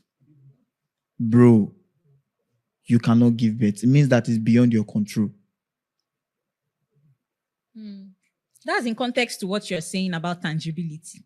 So now, when a woman cannot give birth, we cannot hold her responsible, especially unless those that are, I don't think they are okay. But we should not be able to hold her responsible. When we check you biologically, medically, you are okay, but you cannot just give it. That's beyond your control. But bro, there's nothing wrong with you. Everything is okay. Just that an experience, which I'm not downplaying the experience. Just that I'm trying to let you know that give yourself an opportunity to come out from that experience. Do you understand where I want you to see? Give yourself an opportunity to come out from that Okay, experience. so they've come out of that experience, they are healed. No, But they still just want to maintain it like that. that you means you are not out. Out of what? Freedom is not freedom Actually, until until you can you give express birth. yourself. True childbearing. No, don't get me wrong. It is I'm weird saying that you are freedom. linking it to you're linking childbirth to being the most important thing in marriage. It is No, not. that is not It the is most not. important That's thing. what that's That's- what that's I've been not- saying. that's not the you are most you are important linking thing. it to be that is the fruit of the marriage. That is the absolutely not. Right? Okay, so- Men are sorry, we have taken them over our own. Yeah. No, If that's they want true. to take the But actually, I want you to understand something. okay, please find out. I'm still on the opinion. Now, you don't have to agree with me.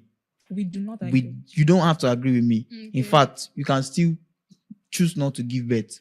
When I see you, I will appreciate you. Shake hands, we'll hug ourselves, and we'll go. Do you understand? If you have an occasion, you invite me, I'll come. That's my life is very simple. But bro, when you are 80 years old, don't call my child and say, son, You don't My need son. biological children. How many 80-year-old people are surrounded by calm biological down. Now, children? Like that? but you just said, see, let's not Ah, deceive let's- ourselves. let's You not- need, let's not- see, if you need this thing, so we will need it. They don't need it. See, me, When I you want need to this give thing, birth. when I you love need children. this thing, I want to have because these children. same women I that do say not they don't want negate to give birth, other these same people's men, opinion. these same men that say they don't want to give birth, these same women that say they don't want to give birth, you are comfortable adopting another person's child. Nobody's talking about adoption. That's not. Some of them are comfortable adopting, and some of them are comfortable when another person carries their child for them. Yeah, Now, but I'm not children downplaying need you. to be adopted now because there are children that don't See, have parents. see, There's some see, people that see. give birth and I'm they not die. saying you are taking my Those conversation children to need to another be taken place. care of. You are taking because my now you are conversation saying to that another place. where you are going to is children. If you don't give birth, then you'll be looking for somebody's child to adopt. There are children that need to be adopted True, because So, they don't have wait, sorry. guardians. So I think that this conversation should be done after because you guys. Let's go So and let's continue. just round up. If Let's I round said up. that this podcast Let's go is and Let's continue round up. behind about the getting scenes. real. round up. Let's do a debate. So Because- you bring your points, I bring my points. Because wait, we are going to close first. You guys are going to argue after this. No. After this show. there's no yeah, no argument worries. after You this. guys Me, have I'm aired- running. their opinion. So thank you guys for watching. Please do well to follow us on all social media platforms. Nobody should come to my which social will media be shown account. on the screen. So thank you and God bless you. Yes, so another opportunity has come for you to be a landowner in Abuja. C of O, checked. R of O, checked. Approved layout, checked. Register survey, checked. Development, checked. Listen and listen well. The Genesis Estate Abuja is one of the hottest land you can ever be a part of right now. In Genesis Estate Abuja, we have almost 50 buildings that have already been developed. that is awaiting you to come by and move in. And guess what? We've just signed an agreement to begin 500 housing units along with a government agency. So buying a land in Genesis Estate in Abuja is no more something you need to delay on. Genesis Estate is located behind Bingham University on the Yanya Kefi Express Road in Outer Balefi. All documents are intact, and with just 20 million naira, yes, you heard me right, with 20 million naira, you can own a plot of land within Genesis Estate. That 20 million covers for the land, it covers for your developmental levy, it covers for infrastructural due, it covers for all your documentation, no hidden fee, and guess what? We give you 90 days to make the payment. Only 70 plots available. Rush now and grab it. I'll see you in the new location. Hello out there.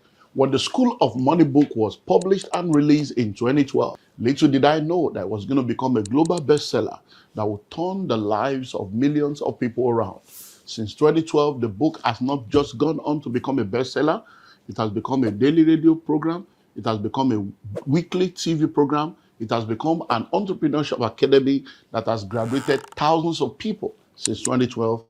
And now, in the year 2026, the School of Money University is now live. Yeah, that's the bank. So you need to join the School of Money University. So if you're listening to me anywhere in the world, distance is no more a barrier. The School of Money University is a global virtual platform for anyone that wants to learn how to make, manage, and multiply their money. And it serves as a blueprint for raising a new breed of entrepreneurs. When you register and become a part of the School of Money University, you're going to enjoy access to everything I've written when it comes to wealth creation. All my products on wealth creation will be available to you. And then we have 50 studio mastered, studio recorded, specially curated modules on wealth creation. You cannot afford to miss this global opportunity. With just $100, you'll be a part of the School of Money University. You have access to all this, and then you're going to be connected to the global alumni platform so that together we'll win. If you want to go fast, go alone. But if you want to go far, go with others. So come on board the School of Money family and let's make wealth together.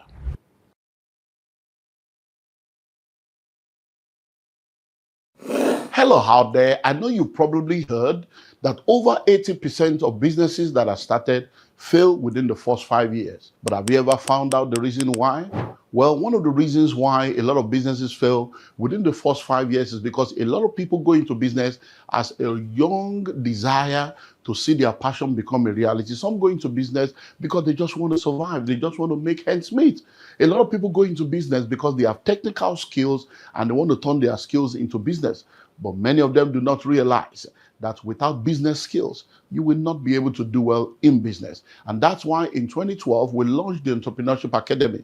The Entrepreneurship Academy was put together to raise a new breed of entrepreneurs and create a platform where interested individuals can come into a family, into a tribe where they are trained, they are equipped, and they are mentored to become world-class entrepreneurs. Within the last few years, since 2012, we have trained thousands of people. Hundreds of them are doing amazingly well in business, and some of them have become multi-billionaires with proofs to show. If you are listening to me right now, you are in business, or you like to go into business. I want to invite you to take advantage of the global platform that we have made available to you to go through the Entrepreneurship Academy online. It's now global and it's virtual. You don't need to spend 9 months in a business school or spend 1 year in an MBA. You can have your own MBA right on your fingertip or right on your tablet in the comfort of your home or the comfort of your office. So register now. Click the link on the screen and be a part of the Entrepreneurship Academy. You know the amazing thing? Once you're through, you're going to be a part of the global mentorship platform. And together, we move from glory to glory. Welcome to the next chapter of your life. Have you heard of GREEB 2026?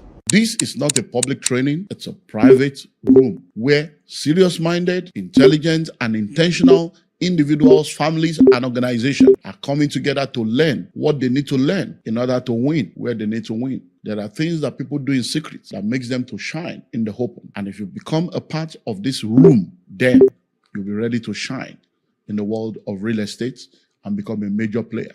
If you understand this message, you will know that this is for you. Join us now.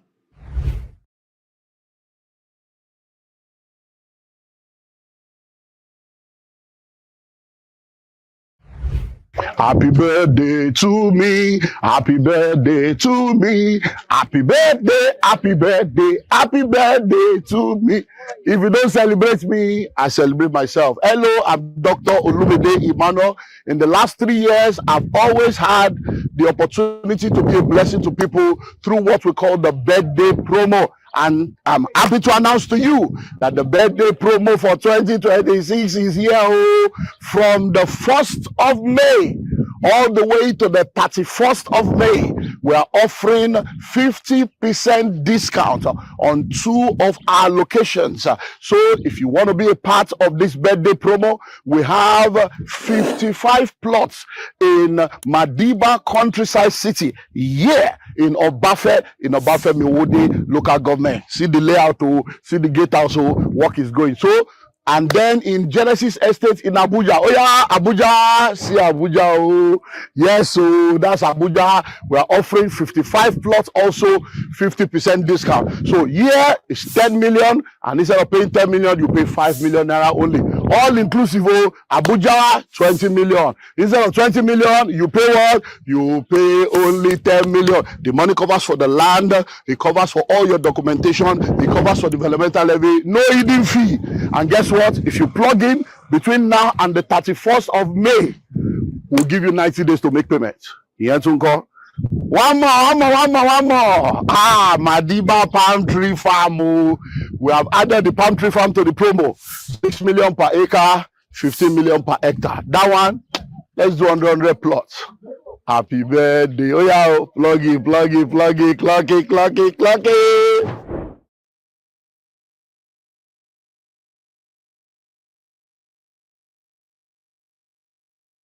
Yes, it's the 1st of May 2026, and this is the best month of the year because this month on the 20th of May will be my birthday. And as my custom is in the last few years, I have good news for you. So I say congratulations to you because between the 1st of May and the 30th of May, you have an opportunity to plug into the 50% promo in our Genesis Estate Abuja. Yes, you heard me right. 50% birthday promo. So instead of 20 million, you pay just 10 million naira. With 10 million naira, you have a plot of land. It covers for all your documentation, covers for developmental and infrastructural due, no extra payment, and you'll be allocated immediately you complete your payment. Listen and listen well. We have just 50 plots available for this birthday promo. So you have this month of May to plug in, and we'll give you 90 days to complete payment, but your first deposit must come in this month. So Genesis Estate, Outer Balefi, behind Bingham University, you have no reason not to plug in. Congrats in advance.